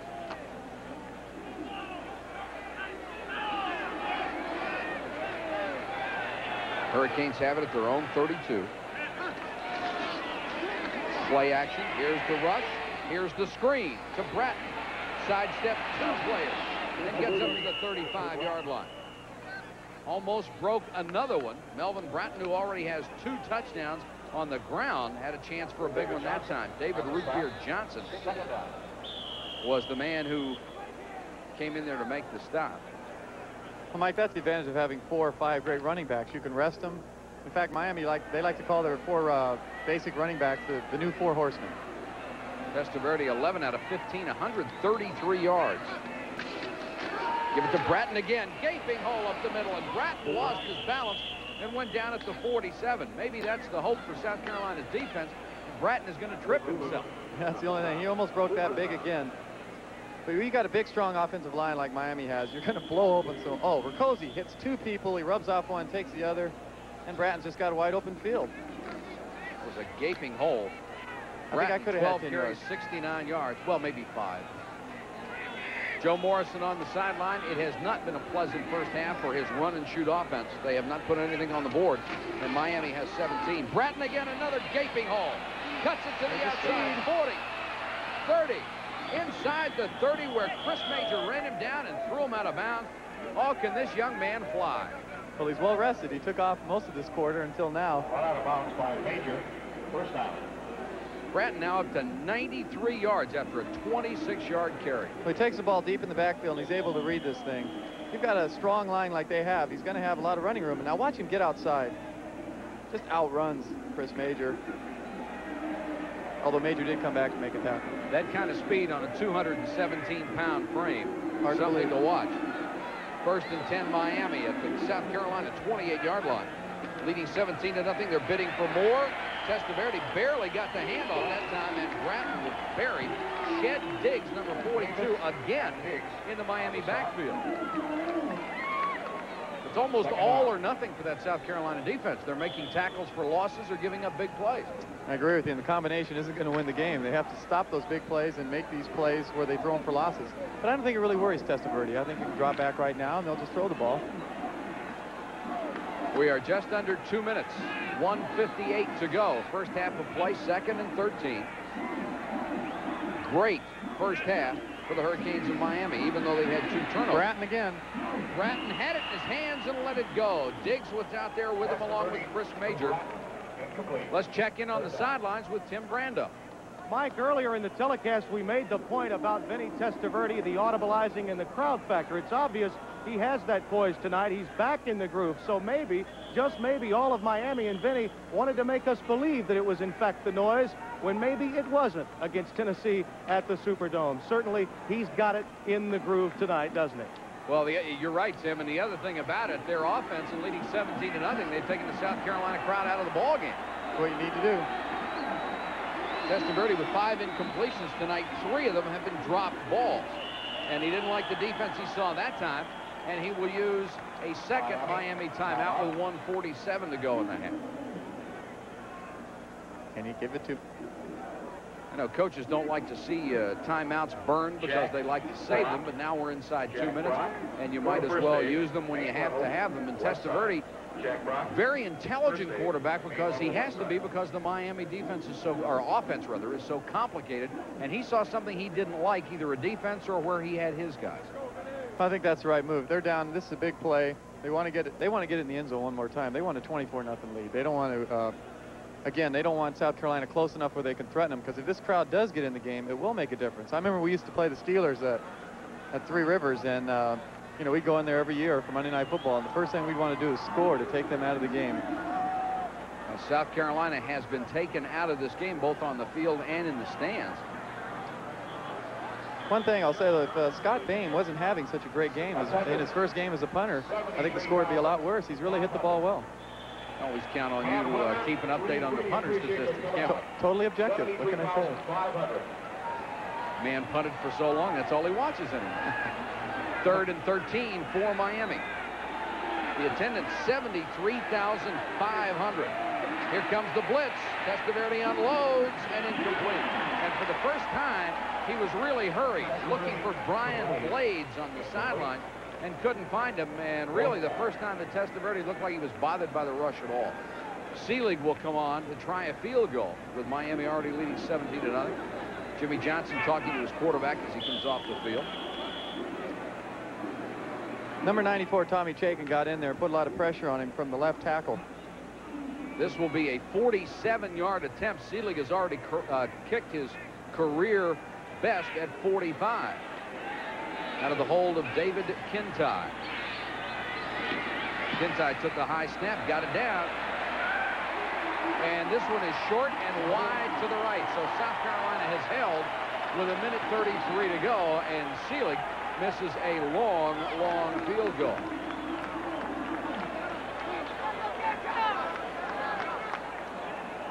Here it is. You can't see it, but the snap was a little high. I think it threw his timing off a little bit, and he got his left foot, his plant foot, in front of the ball, and you can't do that. Yeah, he knew it immediately. I think he knew it was short, and it didn't matter if it was off target. Well, if you get that plant foot in front of the ball, you're going to lose your power, Mike. And, you know, 47-yarder, you need everything you've got. South Carolina will go with Todd Ellis. 3 out of 11 again. Ellis sacked from behind and buried by Bill Hawkins, the right defensive end. And Hawkins is one of those guys who has not been getting all the preseason publicity, and he is turning in a whale of a game. He's really been all over the field. He was very inexperienced. They really didn't know how he'd play. But he's made some big sacks, and he's been able to run down people. He's very fast for his size, 6'6", 245. And he took on one of the most experienced defensive linemen, Curtis Hill, and just blew right by him. They have a three-man front right now on the defense. They've got their dime personnel in. They want to stop the pass. 2nd and 20. They go with the draw. And Anthony Smith will cross the 25 to about the 26-yard line. Darrell Fullington comes up to make the tackle. Fullington is a cornerback on the depth chart, but they are playing him a lot at linebacker in passing situations because he is such a good athlete against the run and the pass. So you see the clock ticking away. If you're South Carolina now on 3rd and 15, you just keep the clock running, or do you throw? I think I'd have to get into halftime, regroup. Ellis looks over the defense, a long signal count. Comes the option. And they'll keep it on the ground, and they'll break one this time across the 40 to the 44-yard line goes Anthony Smith. Bubba McDowell makes the stop. 21 seconds to go. The clock will stop as they move the sticks, and now South Carolina will stop it for another minute with a timeout. Smith has gained 35 yards, but he's had to do it on 18 carries. Or make it 6 carries, rather. Well, the Miami defense is playing a little soft here. It's 3rd and long. They're looking for a pass. Just a handoff on the option, and he breaks it up the middle. Nice cut. That's a couple times Sterling Sharp has thrown good blocks. He's a real good player. There's no question he'll be in the pros. Number 2, Sterling Sharp. Smith had one of those arthroscopic operations on his knee. It's still bothering him a little bit. But it didn't bother him too much on that run. No, he was 4.6 in the 40 before, and they really weren't sure how he played tonight, but he's played well. But you have to have a hole. No running back's going to get any yardage. 21 seconds to go. South Carolina trying to get on the board. They're at their own 44-yard line. And the Gamecock trying to get the fans back in this one. They have been quiet most of the 2nd quarter. Ellis has some time, guns it deep over the middle and short, trying to hit Sterling Sharp. Ellis may have been surprised he had time to pass that time. Well, one of the keys to the Miami defense is outside pressure. They want their defensive ends to put pressure on the quarterback. And what gives them that luxury is you have someone like Jerome Brown, 98, inside a tackle. I mean, he can take on 2 blockers every play, frees up your outside rushers. Ellis 3 out of 12 and has missed 6 of his last 7 passes with 16 seconds left in the half. 2nd and 10. Miami with a straight 4-man rush. They'll send Harden in motion. Ellis will keep it on the quarterback option across midfield, still on his feet.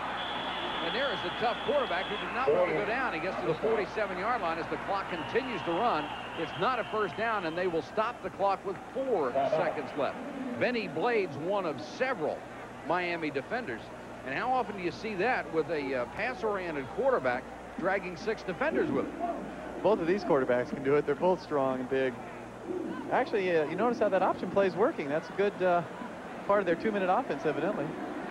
Testaverde on the sideline. He has to be happy with his performance. We'll be going back to the studio, of course, at halftime. And we'll have Larry and Vino updating you on everything with scores and highlights. Todd Ellis, who has had a baptism of fire here tonight in his first varsity start in college, a redshirt freshman with all the credentials in the world out of Greensboro, North Carolina. 2 years ago, to many, he was the #1 quarterback prospect in the country. I can't believe they seduced him away from North Carolina to South Carolina. And they've got a backup quarterback, Pat Turner, who was also highly recruited.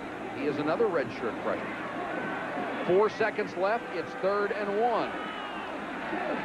Ellis under pressure again, sets up, fires deep sideline, almost intercepted, caught by Sharp. Fullington had it on his fingertips and couldn't hold it. But that will end the first half. With the score, Miami 17, South Carolina nothing. Pat, your impressions of the opening 2 quarters? Well, I think it went pretty much as we expected. They established the running game, and Testaverde's had all kinds of time. He's throwing the ball well. We're at halftime here with 17-0, Miami leading. Let's go back to the studio. Thanks very much, Larry and Vino. It's Miami 17, South Carolina nothing at the half, and the score, Pat McAnally, indicative of the dominance that the Hurricanes showed in the first half. Take a look at the first half statistics, and it was all Miami. The run and shoot has not done very well in the first half. Well, Joe Morrison's got to be frustrated. Right now, he's got to start getting the ball to the wingbacks. That's what the offense is built around. That's Sterling Sharp and Raynard Brown. I think Todd Ellis is playing well. He's been cool. He just hasn't been able to get the ball to the right people. Defensively, they've got to start blitzing and pressuring. They've got to get to Testaverde. The problem is, Mike, then the running game is going to break some big plays. If you're the Miami Hurricanes, do you want to do anything different in the second half? Or if things are going well, if it's not broken, don't fix it? No, I think they're playing great, obviously. They're doing what they wanted to do. Coach Johnson said they were going to come out and run the ball this year.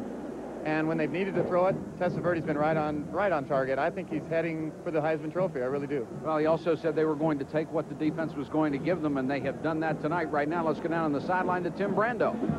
All right, Mike and Pat, thank you very much. And the two wild-eyed Irishmen and yours truly will be packing our bags and headed to Pittsburgh for a game on Monday night that you'll see here on ESPN, a game between the Maryland Terrapins and the Pittsburgh Panthers. In that game, we'll see Charles Gladman, who is trying to become the first running back since Tony Dorsett at Pittsburgh to have 2 consecutive 1,000-yard seasons.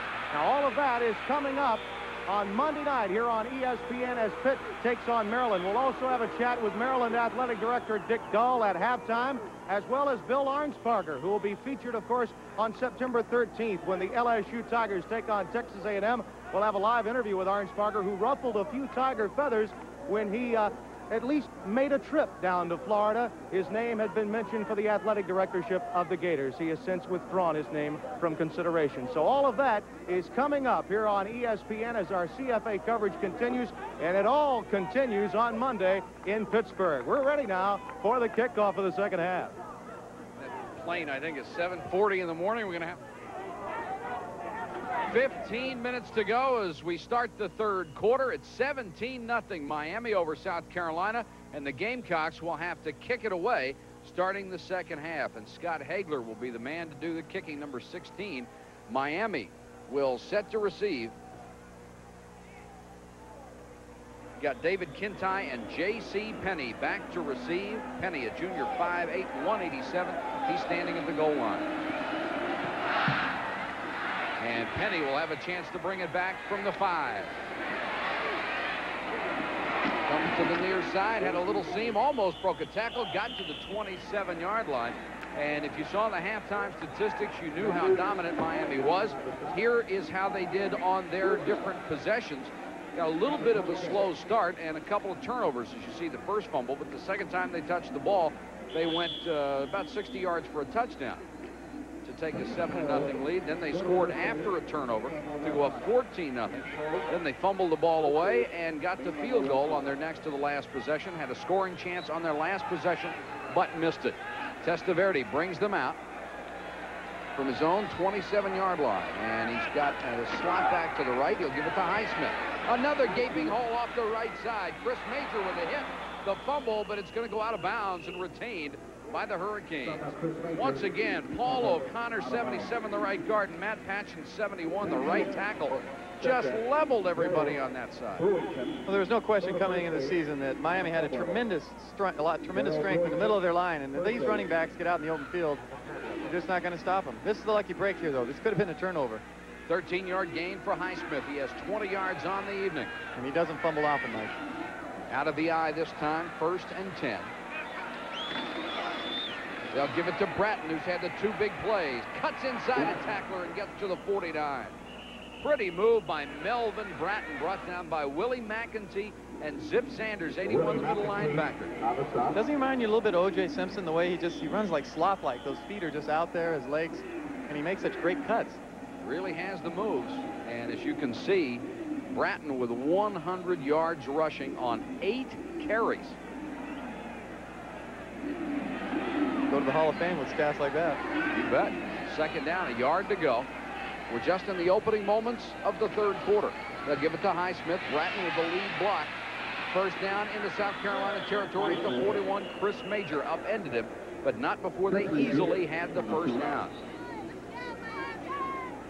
Again, Mike, this puts tremendous pressure on a defense. When you have a fullback that can take the ball outside like that and can break up the middle on the quick openers, it's just awfully tough to defend them. And they've been doing it most of the night. South Carolina's most effective run defense was when Warren Williams and Darrell Oliver were in the Miami backfield, but they have not been able to stop Highsmith and Bratton. Another first down, Hurricanes. And Testaverde to throw for the first time in the second half. Throws short and behind. Bratton coming out of the backfield. Sanders was out on coverage. Really only the second bad ball Testaverde has thrown tonight. Well, Zip Sanders was an All-America 2 years ago in high school. He's got great speed. He better at 210 pounds. Yeah. But my favorite thing about him is his hobby is talking on the telephone. Something you can do virtually everywhere, I guess. 13:40 to go. Third quarter. Out of Vienna, Georgia. 2nd and 10, Miami. South Carolina really needs a break here. Inside handoff to Bratton. Stood him straight up. Nice play by Shed Diggs, who's had a pretty good ball game from his weak side linebacker spot. He's very quick at 206. Again, as Pat said, if you want to be a linebacker and you're 206 pounds, you'd better be quick or you're a little slow in getting up. And Shed Diggs is this time. He's made several good hits. It just cuts inside. That's the amazing thing. Again, Miami's backs are so fast, but they're so strong. It's like their defensive backs. They're very fast, but they're hitters also. They're talking to him. It looks like Diggs is going to be just fine, and we have a timeout on the field with Miami up by 17.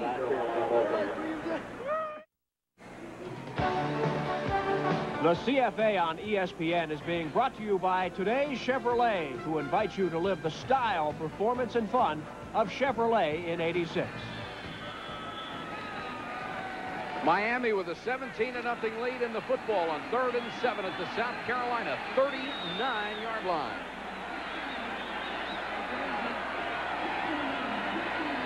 Watch a blitz here. Here they come. Testaverde with time, far side, complete. Just threw another strike to Perriman. And the South Carolina defensive backs just really have to feel under so much pressure from Testaverde and the receivers that just have so much speed. Well, South Carolina tried to blitz and put some pressure on him, but again, you're not going to guard these guys man-to-man. He just runs them off. They have so much speed. The defensive backs got to respect it deep, comes back to the ball, and that is a bullet. Robert Robertson, number 36, laying way off on that one. And it's a first down for Miami at the South Carolina 29. Testaverde again dumps it to his tight end. The big guy has it, Charles Henry, and he stopped at the 2-yard line. And I was just about to say something. They've been going to the wide receivers and totally ignoring the tight end because they didn't have to, and then they waited for the right time. Well, Miami's always gone to their tight ends. Willie Smith was an All-America last year. He has their all-time number of receptions. There you've got him beat on the outside. They've hurt him outside, and he went inside to the tight end. It's tough to guard the whole field.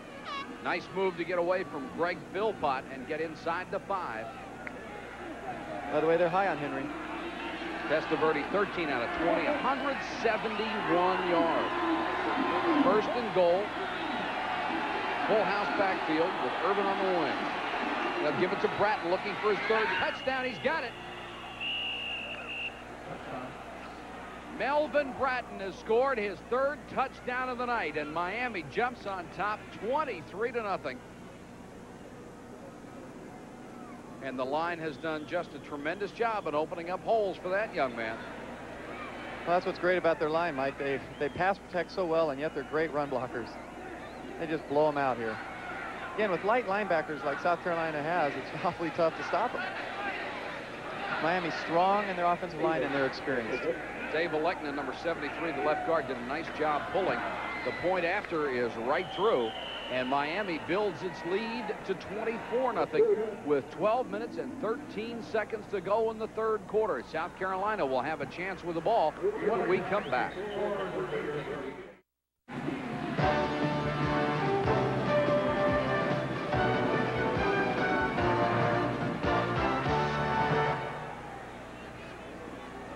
12 minutes, 13 seconds to go, 3rd quarter of play from Columbia, South Carolina, where the Gamecocks trail the Hurricanes of Miami 24-0. Mark Seelig to kick it away. Sterling Sharp and Raynard Brown are the deep receivers, and Brown at the goal line. South Carolina needs a big return, and they are not going to get it And once again, Miami with tremendous downfield coverage on the kick teams stopped them at the 15-yard line. Bubba McDowell, defensive back, down for Miami on the tackle. The scoring drive was maybe the most impressive of the evening. It took 2:47, 8 plays, 73 yards, and Bratton capped it off with a 2-yard run. First time in his career he has scored 3 touchdowns in a ball game. He had 2 in one game last year against Maryland.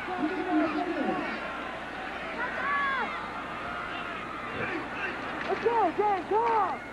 The pitch out, fumbled. South Carolina will recover at its own 9-yard line. Anthony Smith dropped on it after the ball bounced off of him. Anthony Smith. South Carolina just having a lot of trouble on offense.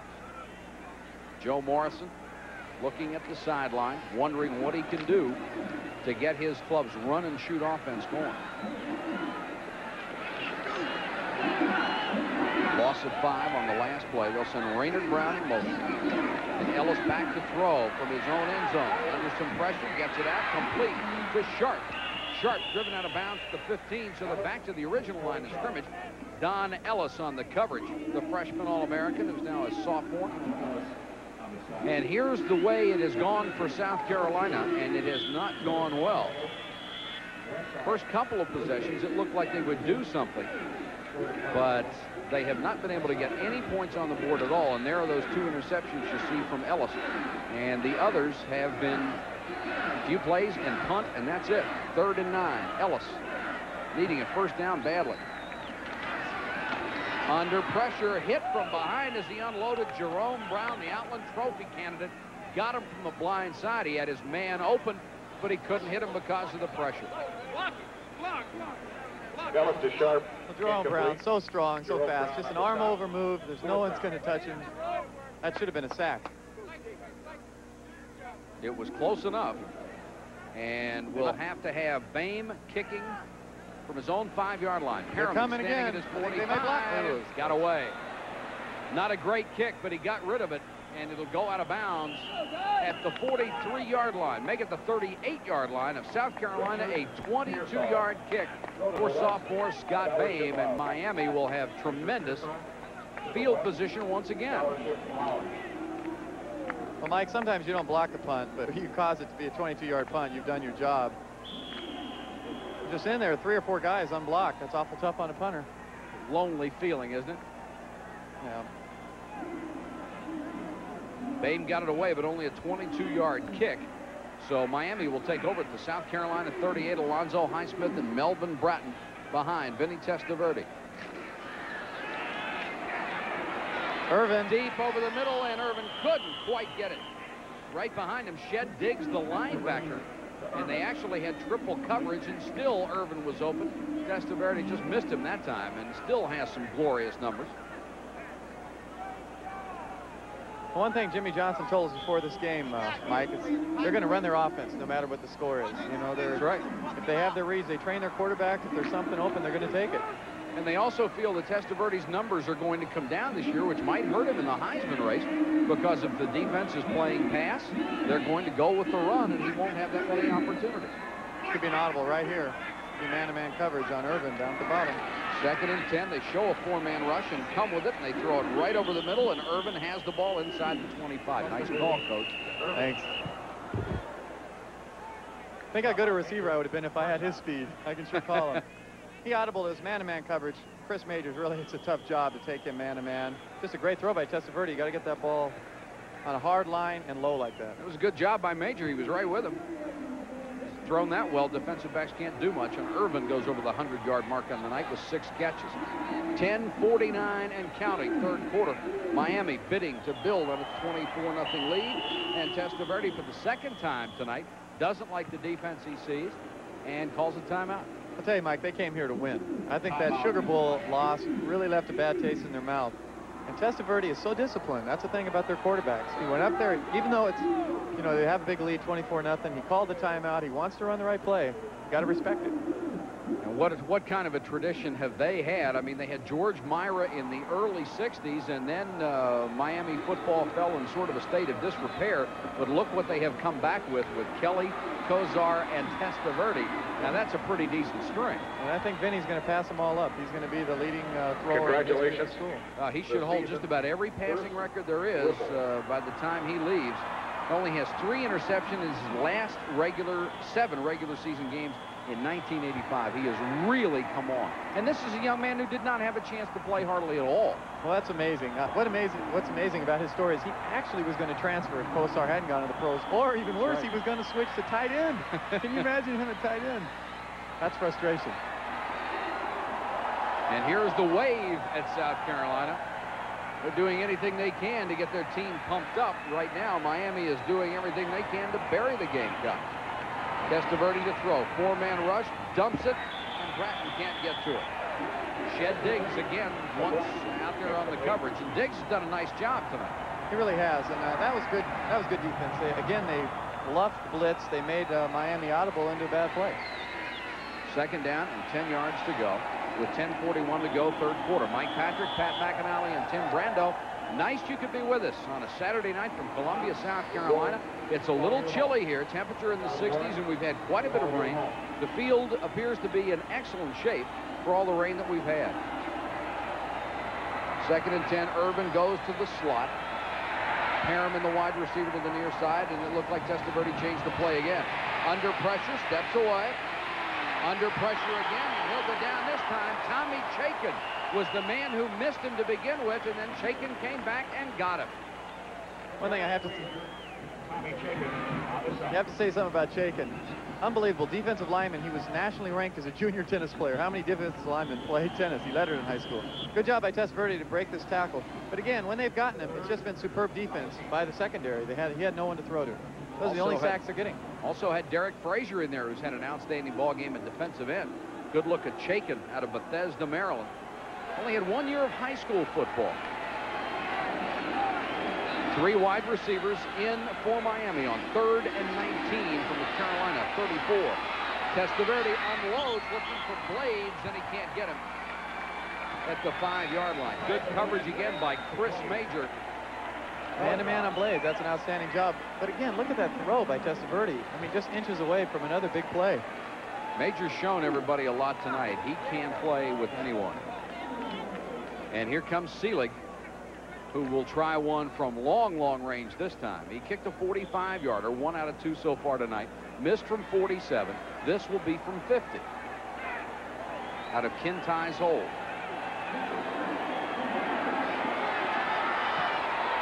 This one's got a chance. He got all of it, and it's good. And that is why Mark Seelig won the place-kicking job. And Testaverde is the first man to greet him on the field as Miami takes a 27-0 lead. They're starting to roll it up on South Carolina with 9:46 to go, 3rd quarter. Seelig set to kick it away as Miami has taken a 27-0 lead on his 50-yard field goal. Raynard Brown and Sharp are deep. One correction on a statistic we gave you earlier about Melvin Bratton. He has 3 touchdowns tonight. He does have 1 4-touchdown game to his credit. He got 4 of them against Boston College. This is Raynard Brown struggling for yardage, and once again, Miami's kick coverage has pinned them inside the 20-yard line. Kevin McCutcheon again on the tackle. That's the 3rd stop he has had on special teams. And Pat, what is amazing about that is they're kicking off from the 35-yard line and still able to hold them inside the 20. Well, Mark Selig's having a heck of a game. You know, he just barely got the job this week. He now has 3 field goals in his career at Miami. 1 in the 30s, 1 in the 40s, and he just hit 1 in the 50s. Pretty amazing. Ball spotted at the 17-yard line. Harold Green, the single running back behind Todd Ellis, who was 5 out of 15, 45 yards and 2 interceptions. Good pass down the sideline, that time to Smith. And Danny holds on to the football at the 35-yard line. Benny Blades, the free safety, made the stop. And it's really the first time they've been able to go downfield with any success. Tim Brando's on the sideline. Tim? Mike French Sadler, the offensive coordinator, said all we need to do, guys, is put 2 good plays together back-to-back as we did on our first series. If that happens, we'll get cranked up. The run and shoot obviously was built for Todd Ellis, but let's not forget that Turner, the backup, is an outstanding backup. We could see him later. They'll send Sharp in motion and go straight up the middle on a running play that's not going to get much. Green gets a couple. Bill Hawkins in on the stop. You know, Mike, what's interesting is Jim Kelly tutored the Miami defense about, you know, with the run and shoot that he ran in Houston. Obviously, he must have done a pretty good job. I think he's got a future as an assistant coach. He may have a future as an owner with the contract he signed. 2nd and 6, South Carolina. Sharp in motion again. They run the option, and Green almost able to break it, but Jerome Brown had a couple of big meat hooks around an ankle and brought him down. And Jerome a little slow to get up. You know, it's really difficult on this Miami team to be a star. They have so many great players. Right. Jerome Brown's going to have trouble getting the big award, the Outland Trophy, just because he has so many people around him. Well, look at Hawkins. Hawkins has been everywhere. Ryan Bethea goes to the top of your screen as the wide receiver. Ellis has not had much success getting him the ball, and he is a big play person. Sharp is the wingback on the right side. That's the man they really want to get the ball to as much as possible. And Sharp has it. Double team, got the first down, driven out of bounds at the 49. Randy Shannon, the first man on the hit. Also over there was Don Ellis, and Ellis has been everywhere the ball has been tonight. Really a lot of pressure on redshirt freshman Todd Ellis out of Greensboro, North Carolina, to play a defense as great as this in your first college game in front of 75,000 people. He's done a good job. He's made very few mistakes. The problem is they're not putting points on the board. Ball at the 49. They send Sharp in motion, so they have trips left. 4-man rush. Ellis throws again, complete this time to Ryan Bethea at the sideline. Picks up about 9. It's the first time South Carolina has put first downs back-to-back since the first quarter.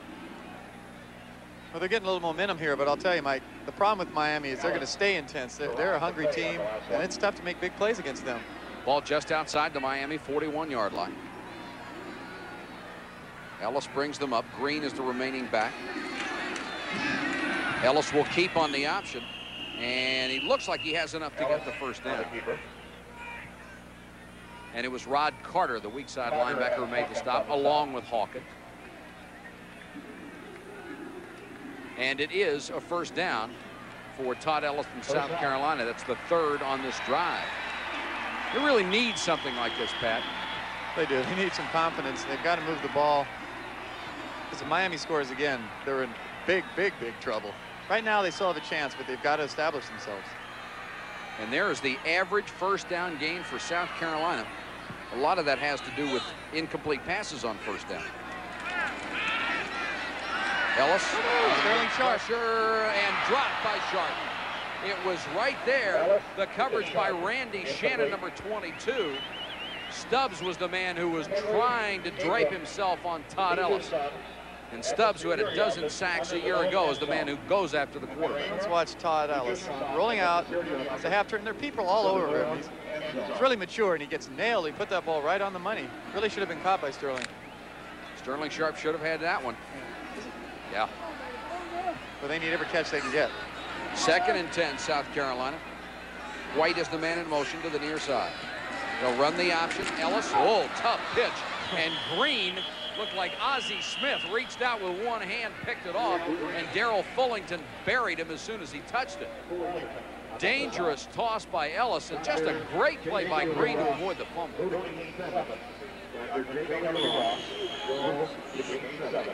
Well, they're going with the option again. He keeps right here. He should have just held onto the ball. This is an incredibly difficult toss. Great catch by Green. Saved him. It could have been a big turnover. As soon as you catch those, though, you go, uh-oh. Looked like a team picture of the Miami defense. It's 3rd and 10. They'll send Sharp in motion. 3-man rush. Flag is down. Ellis will try to run, but you can't run too far with 285 pounds of Jerome Brown hanging on. We'll check the flag for you. It would bring up a 4th down situation. And it looks like the call will go against South Carolina. No, it goes against Miami, offside. Mike, on that play, you know, Ellis rolled left. He only had one receiver, Danny Smith, running a comeback on the sidelines, and Miami had him double covered. He didn't have anyone to go underneath to, and consequently he had to tuck it and try to run. So South Carolina will get another chance. Here's the call. Offsides on the defense. Offside. Third down. Miami's last shutout was against Cincinnati, 38-0. That was at home in the Orange Bowl in October. What they're not doing, Mike, is in a run and shoot, you have to flood zones. You have to put pressure on those defensive backs, and they're not getting 2 and 3 people and putting pressure on them. 3rd down and 5 after the penalty. Miami showing a 3-man rush. Sharp goes in motion. One throw screen. Ellis is going to be buried. Jerome Brown just pushed people out of the way, and the defense must have done a great job at covering the screen because Ellis had nowhere to go with it. Hawkins again, though. Another great play. Took the screen right away. He is all over the field right now. This is screen all the way. He sets. Look at Hawkins all over the receiver. And then that was very close to face mask. He had his helmet. Jerome almost got more than the quarterback. Bain to punt, and they block this one, and it's caught in the air. Hawkins again? What a game he's having. Hawkins catches the ball in the air. The block was by Bubba McDowell, number 48, who came from the far side. He had been close at least twice before. That time he got there, and it was caught in the air by Bill Hawkins, who almost achieved the lineman's dream. Ironically enough, this, it was just a matter of time before they blocked this. It wasn't even the biggest total rush they had on him. Just one man came clean, and Hawkins right in the right position. Mike, sometimes you just have those dream games, and Bill Hawkins is having one right now. Again, great dive to block that ball. Great individual effort. Sometimes the ball bounces your way, Mr. Hawkins. Last year, Hawkins dropped on a blocked punt in the end zone that closed out the scoring against Notre Dame. So he seems to be in the right place at the right time on blocked punts. And there is Bubba McDowell, the man who blocked the kick. Another turnover. And Miami in great field position at the South Carolina 26-yard line. And just when it looked like the Gamecocks had something going, it goes the other way by about 75 yards. He continues to operate. Touch of one to Bratton. And he throws near side, complete to his tight end, hit Charles Henry. Chris Major on the tackle. Mike, the thing about that play by Bubba McDowell is, he's a nickelback. He's probably a little frustrated he doesn't get a start on defense, but he'll contribute any way he can, and that's really the spirit of this Miami team. They are unified. One way to get more playing time is turning in big plays like that. That's right. 4 minutes, 35 seconds to go, third period. Miami 27-0 over South Carolina. Testaverde approaching 200 yards now, 196 yards on 15 out of 25. Watch Alonzo. Oh, they're going to go with the pass. And a very balanced attack, too. Here's a little screen, and nobody out there for these guys to block. It's Highsmith. Touchdown. A dive, another dive. They must teach that to the running backs. I don't think I have ever seen a screen pass where there were 3 blockers in front of the receiver and they had to go 10 yards to find somebody to hit. Well, they set this up great. I called it to Highsmith up the middle. I thought it was going to be a trap up the gut. O'Neal, Alekna, and Rakosi were out there all alone with Highsmith. It's just you can't set a screen up any better than this. Now watch this blocking. Now would you want to tackle someone 240 yards coming at you with that speed? They didn't even get a shot at him. Chris Major at 180 pounds on a 5'9" frame just didn't have a chance. He was double teamed out there. They came with the blitz, and what a great call and what great camera work on that isolation. Here's the point after. And Miami has pulled it up to 34-0. Greg Cox came in, and he attempted that point after and gets his first point of the ball game. 4:16 to go in the third quarter. Miami on a roll.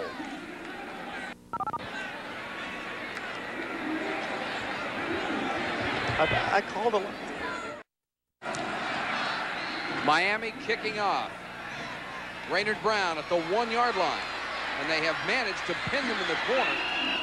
This time, however, Raynard Brown gets out across the 20 to the 24-yard line before he is driven out of bounds by Eric Ham, reserve fullback, the sophomore.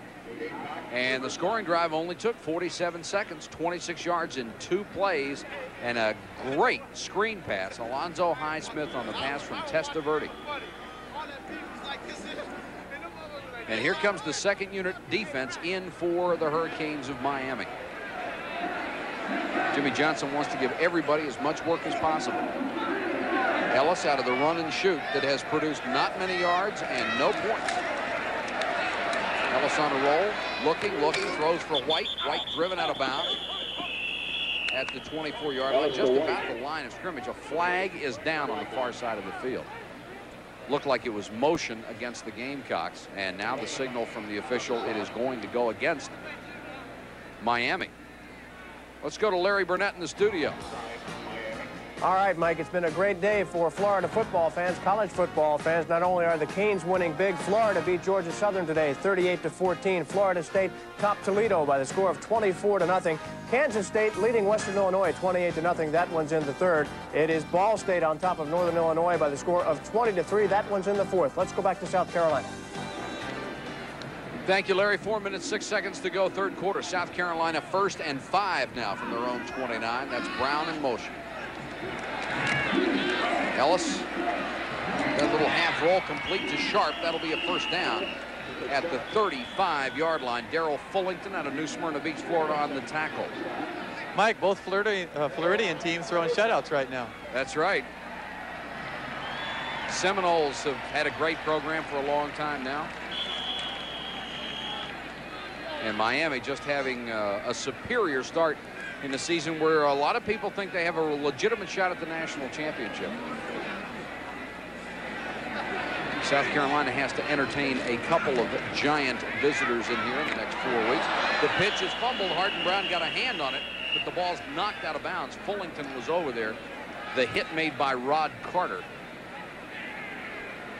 One thing I don't think you'll see by the Miami defense is a letdown, Mike. There is Vinny framed by that scoreboard that has his offense's 34 points on it. And then Melvin Bratton comes in and steals some of the limelight, but you can't take the numbers away. 212 yards for the Heisman candidate tonight. I saw them in front of that camera. They love the camera. Second down, 8 yards to go. Ellis throws incomplete this time, again looking for Sharp. Ellis. Sharp, incomplete. And Don Ellis was out there on the coverage. Been a long night for the former New York Giants star. He instituted this run and shoot offense in the hope that he had the skilled people to really make a difference, because South Carolina is smaller certainly than Miami, and they are not going to push them around on the field, and they might have to use their speed to beat them, but the Hurricanes have proven too tough tonight. 3rd and 8. Ellis sends Sharp in motion. Under pressure. Got him again at the 25-yard line. Jimmy Jones, a 241-pound freshman. He was going step for step with Todd Ellis on his drop. Oh, defensive linemen love this. A clean shot. He's just going to come in clean. Oh, welcome to college football, Todd Ellis. Oh. He's a tough kid, though. He got up. Fourth sack for Miami. They'll have to punt it away. Scott Bain is back to kick. He'll hit it from his own 15. Perriman, the deep man, takes it at the 31. Will have a chance to run one back. And he'll get about 3 yards out of it to the 34. Good coverage by South Carolina. Gamecocks will start from there after a 43-yard punt and a 3-yard return. 2:29 left to go. And Pat, let me ask you a question. You're South Carolina. What are your goals right now? Even though, I mean, they'd like to go home, I think, right now, down 34-0 and forget about this. But you've got time left to play, and you want to accomplish something in it. Well, Joe Morrison told us before the game that he was going to stick with Todd Ellis. They need to get the offense down. They need time and experience. I think they better start recruiting. The other question is, how long will Vinny Testaverde remain in there? He's got Oliver as the lone running back, and Oliver has the ball across the 35 to about the 37-yard line. I imagine this will be his last series. They promised Toretta that he's going to get a play. You know, they recruited him out of JC to back up Vinny, and I think they're going to give him a shot tonight. This will be his last series. Roy Hart, who started 2 years ago at left tackle, made the stop on that one. Miami just so strong in virtually every department. 1 minute, 57 seconds to go. Third quarter. Hurricanes up 34-0. 2nd and 7 for Testaverde from his own 37. They'll give it to Williams, and Williams gets to the 39, picks up 2 more. Good stop by Brad Edwards and Shed Diggs. And there's the South Carolina sideline, and you're not going to see too many smiles over there, down 34-0. They had hoped for a return to the kind of year they had 2 years ago when they shocked everybody in the country going 10-2. And they've got some good skill people and a very young team. They're going to win some games this year. 3rd and 5, Miami. Out of the eye. Testaverde with that arm guns a deep sideline, and Perriman got turned around a little bit. Earl Morrill, the former great Colts quarterback who was the quarterback coach at Miami for a while, said that Testaverde had the strongest arm he had ever seen. He said he saw him throw the ball flat-footed 70 yards. And of course, you don't throw the ball 70 yards too often. Not much of a call for it. But the thing about it, you can throw the deep sideline pass and the 20, 25-yard routes over the middle if you got a gun like that. All that weightlifting's paying off. Jeff Fiegels to punt, and Sharp waits at his 20. Well-rested leg. Fiegels sails one. Great punt. Sharp has to retreat and falls at the 13-yard line. And South Carolina is in a hole after a fine punt, 47 yards by Jeff Fiegels. Hope you can be with us tomorrow. We've got from Darlington Raceway, the Southern 500. Live NASCAR action at 1 o'clock Eastern time. And those guys really go at it, and Darlington is a racetrack that can really produce some chills. Bill Elliott won $1 million at Darlington a year ago, one of those bonus deals. Going back to Testaverde and what Earl Morrill said about him, it's pretty amazing. He said he's an incredible combination. He has the athletic ability of Elway that moves around. He can move around like Montana. And he has the quick release and strong arm of Marino. Sound good? And in a year, he is going to have the money of Pat McAdoo. There's Anthony Smith. Good run for that young man. Well, he's had a couple opportunities to break off some plays, and they've all been on options. Under a minute in the 3rd quarter, and they move the sticks. A first down for South Carolina at their own 29. It's so tough to play right now, Mike. It's really tough on South Carolina. You've got to try to accomplish something here. Love to get on the scoreboard and get some confidence in that offense. Sharp comes in motion, and Ellis throws quickly to Sharp. Across the 30, 32-yard line. Fullington has it, along with Tolbert Bain. Also, Kevin McCutcheon in on the tackle. Now, I thought we were going to see a little more of that from South Carolina, those real quick passes to get those dangerous guys the ball. The problem is they've been throwing these passes to people like Sharp, and they're almost lateral. They don't have a chance to break some tackles and go north-south. Now, tell me Miami's laying down. Look at how many tacklers will be in on this play. 3, 4. Stubbs came from left defensive end to make that tackle to help out. Gain of about 4 yards, and that will make it 2nd and 6, but it's the end of the 3rd quarter, and our score here in Columbia, South Carolina, 34-0 Miami. Set to start the 4th quarter in Columbia, South Carolina, where Miami is running away with it, 34-0. Todd Ellis, as the faithful from South Carolina are headed home, maybe to watch the 4th quarter on ESPN, because this one is virtually over for their club. Ellis throws. Nice toss that time to Danny Smith. Took it at the sideline. Let's go down to Tim Brando at the sideline. Tim? Mike, Jeff Toretta, whom you see behind me now, is going to be going in on the next series for the Miami team. Last year, Vinny Testaverde was the only player on the roster. Jimmy Johnson went to a junior college to find a youngster that was a quality player, one that could take the team on for the national championship possibility if Testaverde went down. He's a solid player, and the offense won't go in a shell when he goes back in. I think it's a tribute to Miami's program that they're going to put Toretta in the ball game rather than try to run up the statistics for Vinny. They look pretty good as they are, though, Mike. Don't they? And we've got a whistle. A flag goes down that stops the play. And they didn't get it off in the 25 seconds. So this will cost them 5 and make it 3rd and 11. Relatively, except for that one short stretch, a relatively penalty-free ball game. Third down. Both teams have they've played well in that regard, but just so one-sided. Third quarter statistics, and look at the total yards from Miami. Already 335, and they have held South Carolina to 36 yards on the ground, and better than that, 89 yards in a run-and-shoot offense. It's quite a tribute to that defense. Ellis on 3rd and long. Deep sideline this time, and it's caught, but they at the sideline. Thought he was throwing to Sharp, but the ball zinged over Sharp's head, and Bethea made the catch. Kevin McCutcheon had to make the tackle. Well, Mike Ellis has shown that he can go down the field with the ball when he has time. Here's Miami secondary just dropping back into a zone. And this is how you beat a zone.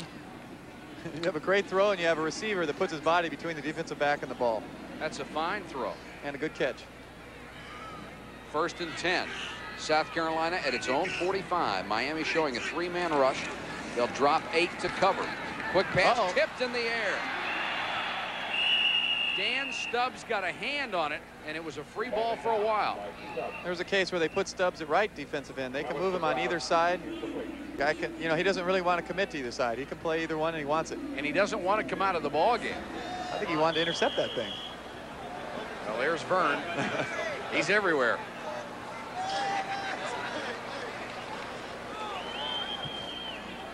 He's got a lot easier job than the other mascot, huh? Yeah, he does. Yeah, Vern just has the smile pasted on there. And Vinny has a smile on the sideline. He thinks his job is done for the evening. Option play again. They'll toss it out to Anthony Smith. Smith driven out of bounds to the 45. Carter was over there along with Cilio. Tough job for Smith being the lone back. You don't have a lead blocker out there, and especially against the Miami defense that just seems relentless. You don't mind being the running back if they're throwing the ball well and there's some big holes up the middle. 3rd and 10 for South Carolina at its own 45. This is Sharp in motion. Miami again with a 3-man rush. Go to Sharp. Almost intercepted. That one was tipped by Tolbert Bain. Got a fingertip on it. 4th down. Tolbert Bain, Bain is a pretty good athlete. In high school, he went to the state finals in the hurdles, the long jump, the high jump, and the triple jump. That's not bad. I'd say he can get up in the air, wouldn't you? No wonder he tipped it. Bain will have to kick it away again. He has averaged with that one poor punt 30.4, and Perriman drops to his own 16-yard line.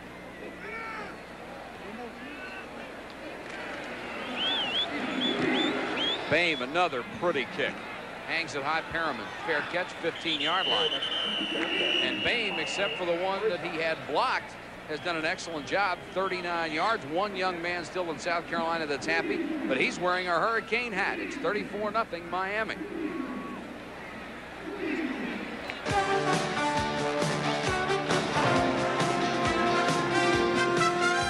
ESPN's coverage of the CFA is being brought to you by Mazda Cars and Trucks. The more you look, the more you like Mazda value. And by your local Safeco agent.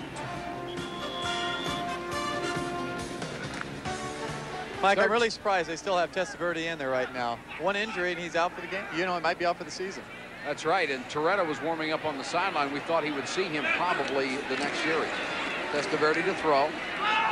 Near sideline, complete to Perriman. Shakes one tackle to the 39-yard line. Quick move by Perriman.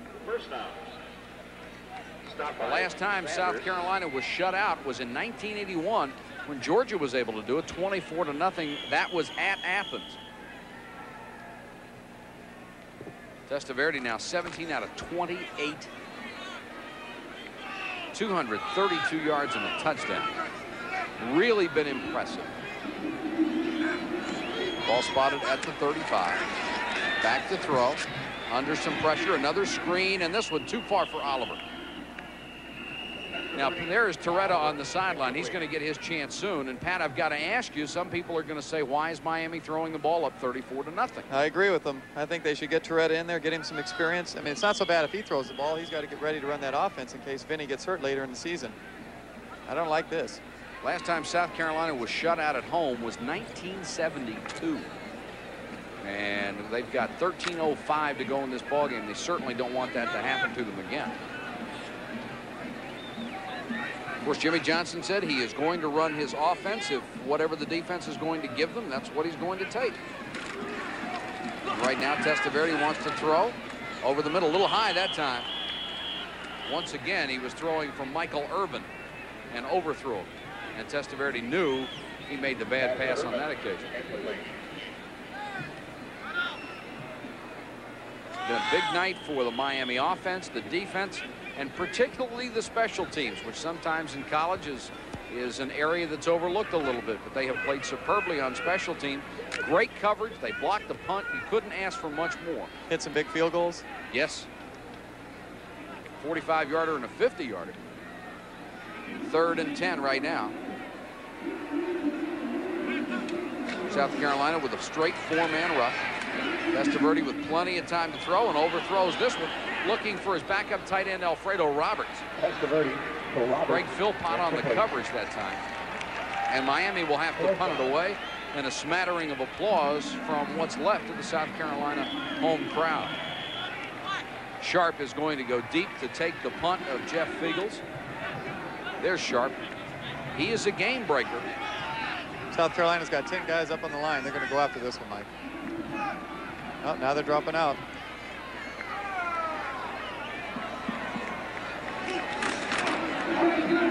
Fiegels with a good snap, plenty of time. Line drives this one a little bit. Sharp had a run at it, fumbled and recovered in his own 32. And the Miami cheerleaders just about the only people making noise here with their Hurricanes up big. 34-0 over the Gamecocks of South Carolina. They have the football with 12:48 to go in the ball game.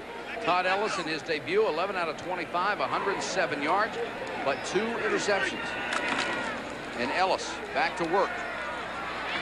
Throwing deep sideline this time, has a man out there, and a great catch by Danny Smith. If Ellis had been able to get him another couple of yards, that one is a touchdown. A 40-yard gain. Well, Danny Smith's pulled down some good passes. Watch Todd Ellis get hit after he throws this ball. This is a great delivery, but I'm guaranteeing you he didn't see it get caught. Oh. Jerome Brown just There's the decked throw. him. It's just a great effort to come back and catch this ball. Now that's really a mark of a good quarterback, to know you're going to get hit by a guy who weighs almost 300 pounds, who's got a head of steam, and still stand in there and deliver. Ball at the Miami 29. This is as close as South Carolina has gotten. Complete this time to Sharp, and Sharp will be driven out of bounds at the 23-yard line. And it was Bubba McDowell, who's had a big night on special teams, that did the job on coverage. I'll be honest with you, Mike. What I expected to see from South Carolina were more routes by Sharp and Brown on the inside, where they'd be able to catch a 10-yard hook, go inside, outside, where they have the ball and they get a turn upfield. He has no chance to turn this ball up and break some tackles. That's true. 2nd and 3 right now for South Carolina at the Miami 23.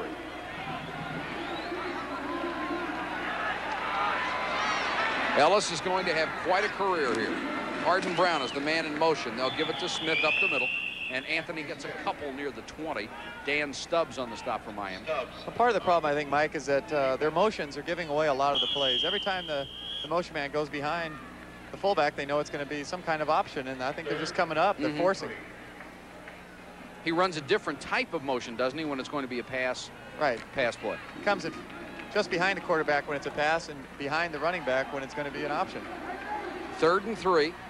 They're at the Miami 21. That motion would indicate pass, and that's where Ellis is going on the roll left. Throws deep, and it's intercepted. Picked off by Tolbert Bain, and the 2 South Carolina receivers split, and Bain was left in the middle, and the pass hit him in the chest. The 3rd interception of the night for Todd Ellis. I think somebody may have run the wrong route there. I think they did. They got a little confused.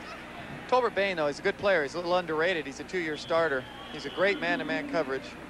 Here we'll see it from the end zone. Todd Ellis, plenty of time on this play. They're double teaming Brown. Throws the ball. There's just a miscommunication between the receivers. Easy interception. I'll tell you, Mike, I think he could have taken that ball and gone about 40 or 50. He could have, too. And Jeff Toretta, junior college transfer out of California, will get his chance to play with 11:03 to go in the 4th quarter. Give it off to J.C. Penney, and Penney shows his stuff to the outside, gets to the 38. You never know what's in store when J.C. Penney comes in the game. Oh, I've been waiting for that one, Mike. My parents taught me to use puns when I was very young.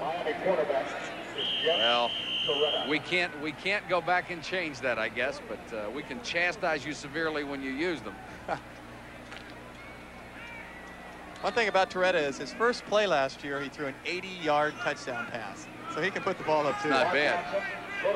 Torretta recruited with the understanding that he is one play away from replacing Vinny Testaverde on a possible national championship team. He wants to throw, hit from the blind side, and drop. David Johnson, the left defensive end, got to him. We'll see on this replay that Torretta gets a nice welcome into the '86 season. David Rootbeer Johnson with a big hit, untouched. Those are the easy sacks you like to get. By David Johnson. Ball at the 30, second down, 17 yards to go. They're going to let Torretta run the offense. They're not just going to fall on the ball. So they owed that to him. This is Oliver on the draw, and Oliver isn't going to go anywhere. Fitzgerald Davis will bring him down. And I recall doing a game 2 years ago when they led Maryland 31-0 at the half, and they were blowing the Terps away, and they lost that game. So you can understand that Jimmy Johnson might be a little nervous about sitting on it. I guarantee it won't happen tonight. No, not with 9:24 and counting, and 34-0 lead and having the ball.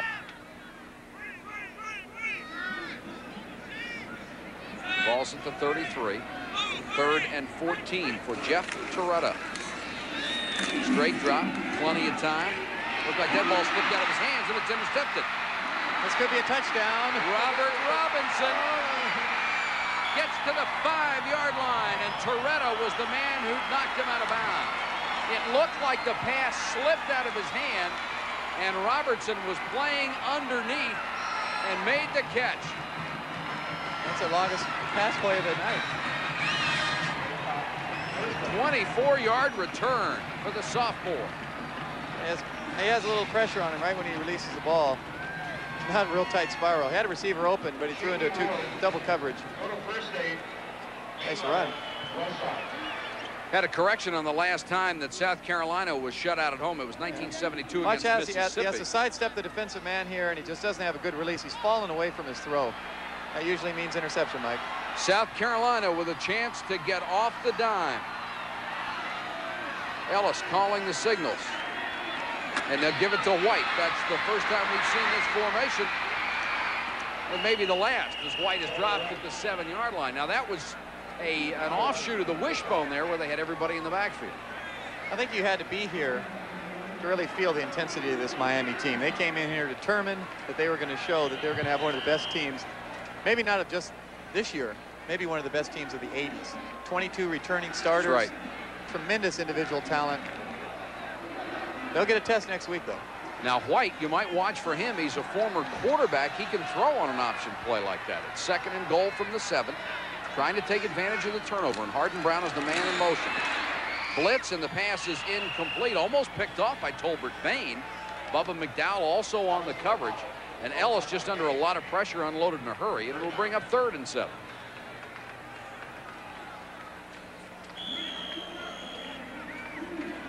.8:16 to go. Mike, you know, it's really tough to run the run and shoot inside the 20-yard line because you can't spread the people out as much, and you don't have as good a running game. So it might be tough for him to put it in the end zone right now. 3rd down and goal from the 7. Hardin Brown, the man in motion. And knocked down. Sharp was open, and a nice play by George Myra Jr., the middle linebacker. I think Ellis thought he had a touchdown. There is a flag down. Well, the interference was on the other defender.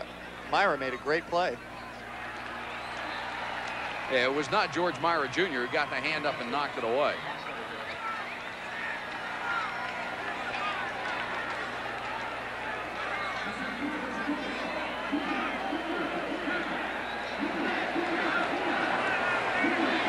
Interference. Defense, it's a spot foul, it's a 1st down. It is a 1st down, automatic, and here's the look at it. Ellis drops back. Again, they're coming strong. He throws the ball. Oh, they tackled. Yeah, they tackled him. But a great play by Myra. Look at, here's a starter. It's 34-0. 8 minutes left in the game, and he's playing his heart out. First and goal from the 1. Green. He may have lost a half a yard. Vic Morris, reserve linebacker, came in, a senior out of Deerfield Beach, Florida, nailed it.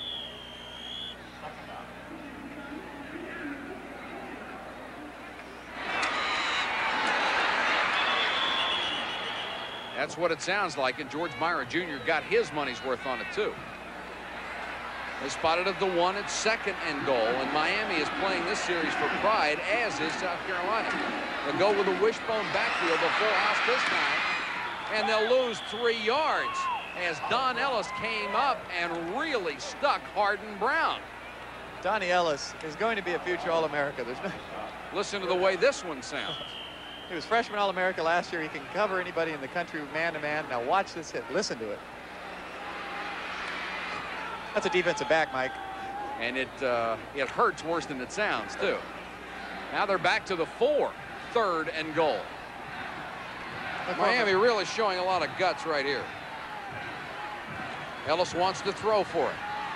Over the middle, it's complete touchdown. Hardin Brown.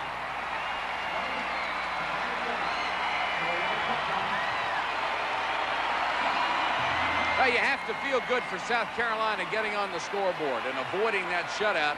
It's got to make Todd Ellis feel a little bit better. Well, he's hung in there. He's throwing the ball well.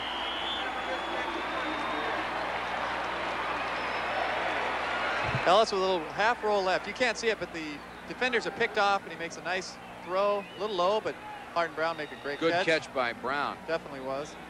A little misdirection pattern. Scott Hagler going for 81 straight points after.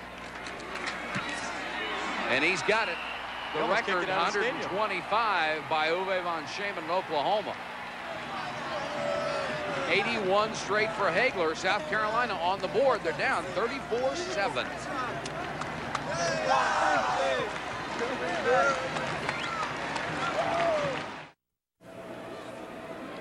6:57 to go in the ball game, and Miami will kick it away, or South Carolina rather will kick it away to Miami 34-7. You go for the onside kick? No, you kick it away. And it's J.C. Penny, a yard deep. Almost broke it, got out to about the 18-yard line. Zip Zanders down on the tackle. Take a look at the scoring summary. This is the way it went as Bratton, who has had a 3-touchdown ball game, ripped off one for 34 yards in a 7-0 lead. Then Bratton again from 11 yards in the first quarter. It was 14-0 Miami. Seelig with a 45-yard field goal, the longest of his career, made it 17-0. Bratton again, this time from only 2 yards out, 24-0. And we'll update you on the rest of it in a moment. Jeff Toretta, the quarterback, gives it off to Penny. Number 21 is in there at running back right now, and Byron Love makes the tackle. There is a flag down on the play at the 19-yard line on the far side. And it's going to be a hold against Miami. Check the rest of the scoring summary in case you joined us late. Seelig, who had kicked a 45-yarder earlier, got a 50-yarder this time to make it 27-0. Alonzo Highsmith on a screen pass from Testaverde with great blocking, and it was 34-0. And then finally South Carolina gets on the board on a 4-yard touchdown pass from Todd Ellis, and that's how we arrived at this 34-7 score. Second down, 19 yards to go for the Hurricanes. Jeff Toretta, the second-string quarterback, has replaced Testaverde, and we had a little motion there before the snap. McEntee charged across the line of scrimmage. Let's see if he was offsides or it was drawn off. Getting a little sloppy here at the end, and it's offside against South Carolina. You know, Mike, South Carolina did score a touchdown, but I think it took them 6 plays inside the 10-yard line to do it. It did. It was a great goal line stand by Miami. Took a great pass and catch to get it in. It's offside against the Hurricanes. They'll spot the ball now at the 14-yard line. They'll get it off to Penny, trying to get to the outside. He has running room to the 20-yard line. Brought down by Norman Floyd out of Greenville, South Carolina, and Zip Sanders back in there at middle linebacker number 81. Well, Pat, everything they told us about Miami has been true. They are loaded. No question about it. They'll have a couple tough games this year. They'll have to play Florida, Oklahoma. If they can get past those two, you're looking at a national championship. Well, that's saying a mouthful there. 5:55 to go in the ball game. 34-7 Hurricanes. 2nd and 7, and Toretto wants to throw. Plenty of protection on the roll. Now he's going to keep it. Toretto gets him out of bounds near the 25-yard line. It'd be about 3 yards shy of a first down. Shed Diggs, who has been all over the field, ran him out of bounds. Miami ranked 3rd in the Associated Press poll this week, 7th by UPI. And here is that schedule. They will be at Florida next Saturday, always a tough place to play. Then Texas Tech, then the big meeting with Oklahoma. And after that, they've got West Virginia, Florida State, and Pitt. They've got a shot, as most people felt they would at the start of the year, of going undefeated, or at least going 10-1, and certainly going to another major bowl game. 3rd down, 3 yards to go for the Canes. And once again, a flag goes down at the start of the snap, or before the snap, and it's starting to get a little bit sloppy here at the end. And it's a delay against Toretto. He didn't get it off in time. That's exactly why they want to give Jeff Toretto some playing time, Mike. And just in case something does happen to Vinny Testaverde, they've got to go to someone. And I might add, it's incredible. Play of game, offense, 3rd down. In junior college, he threw for 2,500 yards and 24 touchdowns. I would say Toretto can put the ball up. I think he can. With those receivers? Oh, yeah. 3rd and 8 now for Miami. 5:43 to go in the ball game. And the Hurricanes have been very impressive in their opening performance. 3 receivers to the near side. And Toretto back to throw a short drop against the 4-man rush. Then he hustles out of the pocket, and he's brought down from behind. And the man who got him was Kevin Hendricks. Number 98 grabbed him around the ankles, got some help from Byron Love. And Miami will be forced to kick it away as Jeff Fiegels comes on the field and Toretto trots off. Sterling Sharp is the deep man, standing at his own 35. That's Sharp, number 2. 6-foot junior. South Carolina with a 10-man front. And here they come. And they got it. The ball got past the line of scrimmage and will go out to the 37-yard line. But it looked like Zip Sanders was the man who got through and got a piece of the punt. It almost looked like he missed the ball. I don't know that it was blocked or if he just mishit the ball. Maybe we can pick it up on the replay. Snaps a little low. No. Yeah, just a low kick. Got it off the toe. Well, he was a little hairy, didn't catch the ball real clean, and I think he just missed the ball. Just got it. He might have been lucky. Got it underneath the guy's arms. He might have blocked it clean. Oh, I figured as a punter, you'd say he planned that. Saw the rush and got the ball down. Timeout with 4:53 to go. It's Miami over South Carolina. Let's go, Todd! There's the story. 4 minutes and 53 seconds to go. Miami on top of South Carolina, 34-7. The Gamecocks have the ball deep in Miami territory. Ellis under pressure. And throws complete at the Miami 34-yard line to Andrews. Bubba McDowell on the coverage, but a good scrambling job by Todd Ellis to get him the football. Well, Todd got a little taste of college glory. He had his first touchdown pass last series. I'm sure he'd like to tack another one on the board. Kevin Jones, a freshman running back, a redshirt freshman out of West Columbia, is in the ball game. And there is Zip Sanders. Looks like he's headed for the locker room. They'll run the option. Pick up a couple, and that was Jones. Dan Cilio makes the tackle, and the clock ticking down now to 4:09. And it looks like they're going to have to measure for the first down here.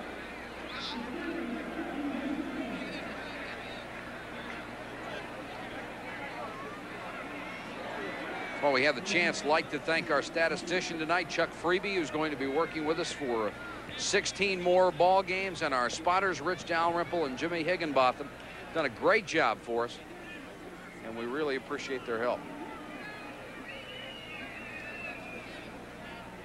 Jones, who is the running back for South Carolina, was the state's running back of the year in 1984 in South Carolina. Getting a chance to play a little bit here in the last 5 minutes. Third down, a yard to go as they come up a little bit shy, and Ellis will lead them out. Well, Mike, would you play action and go up top? I would. Sharp goes in motion, and that's what they'll do. Ellis wants to throw the football, throwing for Sharp, and he's got it. Sharp at the 10, 5, touchdown.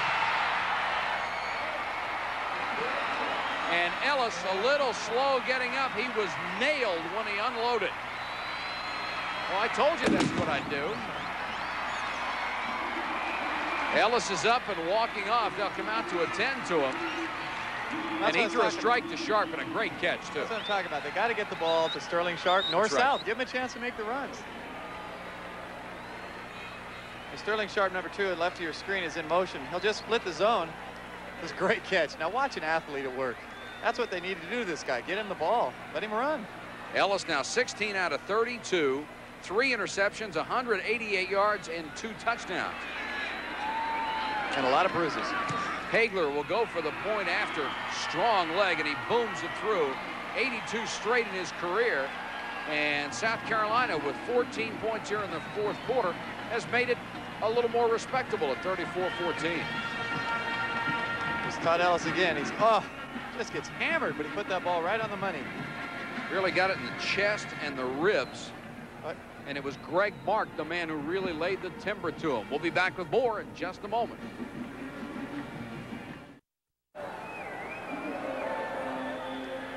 Scott Hagler to kick it away for South Carolina. J.C. Penney standing in his own goal line. High floating kick, and Penney will have a chance from the 9. See you later. Has a seam. And Hagler is the man who made the tackle. The kicker got him around the ankles. It sure was. And Penney showed you the speed he's got. Is Miami loaded or what? A 36-yard return. Well, he was close to being a starting halfback. He was nicked up a little bit, injured. Now watch the speed and the cut. He almost broke this all the way. This is a nice play. It's a great tackle. Nice tackle by Hagler. Toretto will have the ball at his own 46-yard line. 3:35 to go in the game. Miami by 20. Oliver picks up about 4.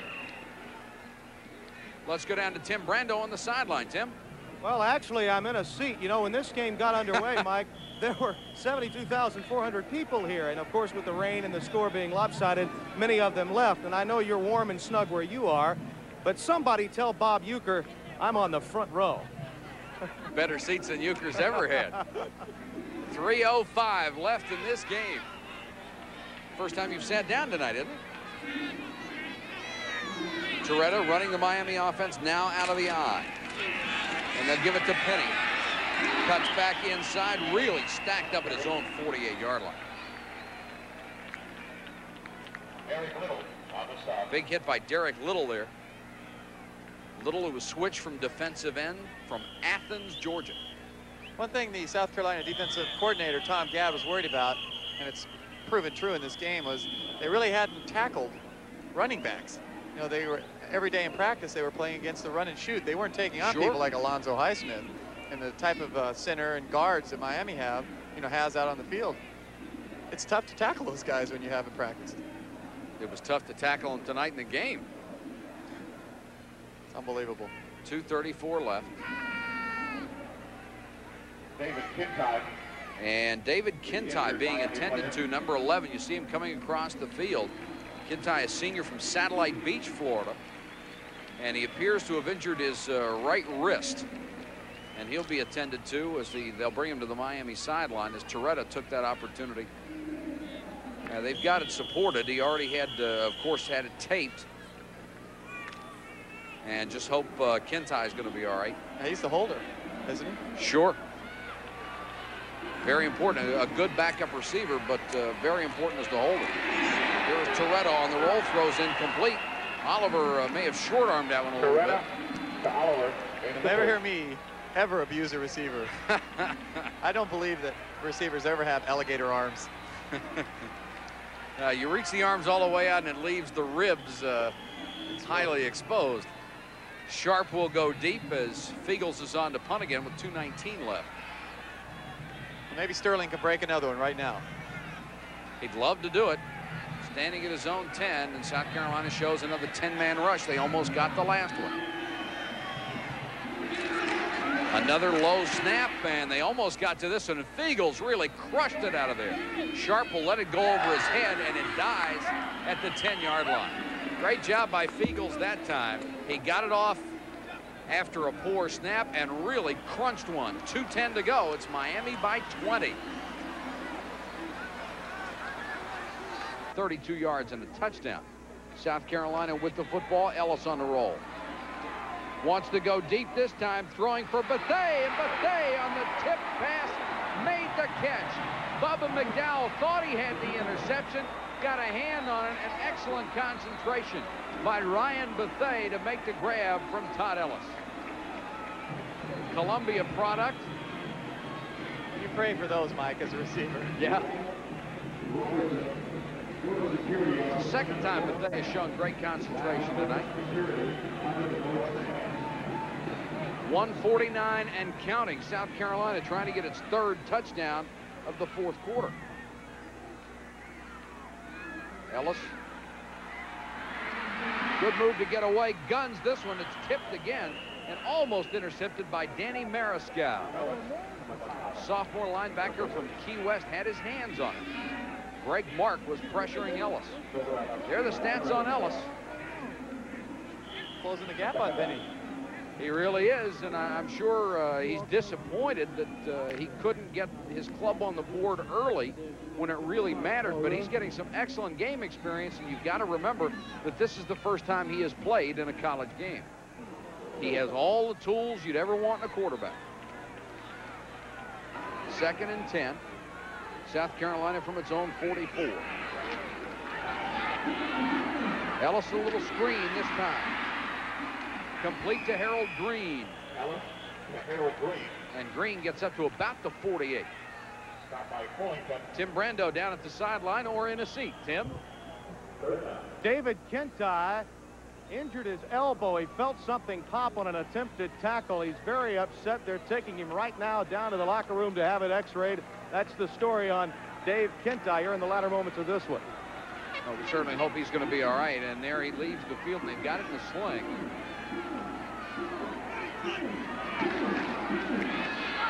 Ellis, sideline way overthrown, intended for Bethea. Ellis to Bethea, incomplete. And we're down to 55 seconds. Coverage by Basil Proctor, a freshman from Miami's Edison High School. And just about everybody right now getting a chance to play for Miami and South Carolina. And it's 4th down and 5, and South Carolina will go for it from midfield. I agree with that call, don't you? Sure. Ellis trying to keep the drive alive with 55 seconds left in the game. White is in motion. Ellis bombs away, and it's picked off by Tolbert Bain. Bain trying to get a block, almost lateral. The ball gets back to the 14-yard line. The pass was intended for Ryan Bethea. Kevin White also in the area number 6 down there. And the second interception for Tolbert Bain.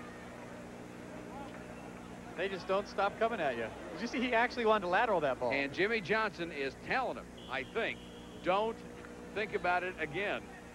I think he was mad that the last time he downed the ball in the end zone after that interception. He could have run. This time, he tried to break it.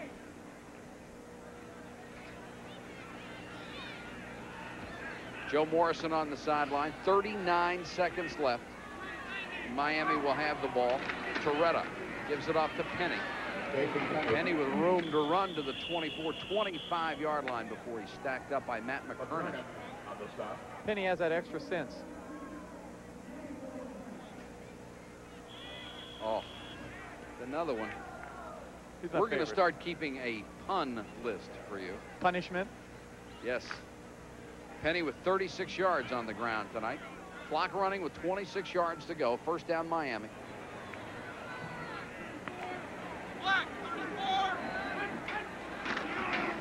Penny again. Cuts it back inside. Very shifty runner out to about the 33. And Matt McKernan again makes the stop, and that should be the last play of the ball game. Miami very impressive, and Joe Morrison will come from the South Carolina sideline.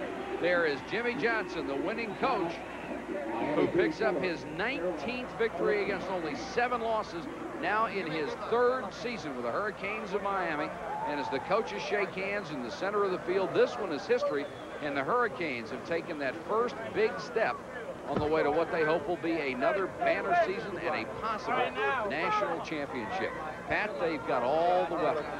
Well, there's no question about it, and I can't stress the importance of what a team they are. I mean, they are unified with a goal. They want a national championship. Vinny wants his own. Sure.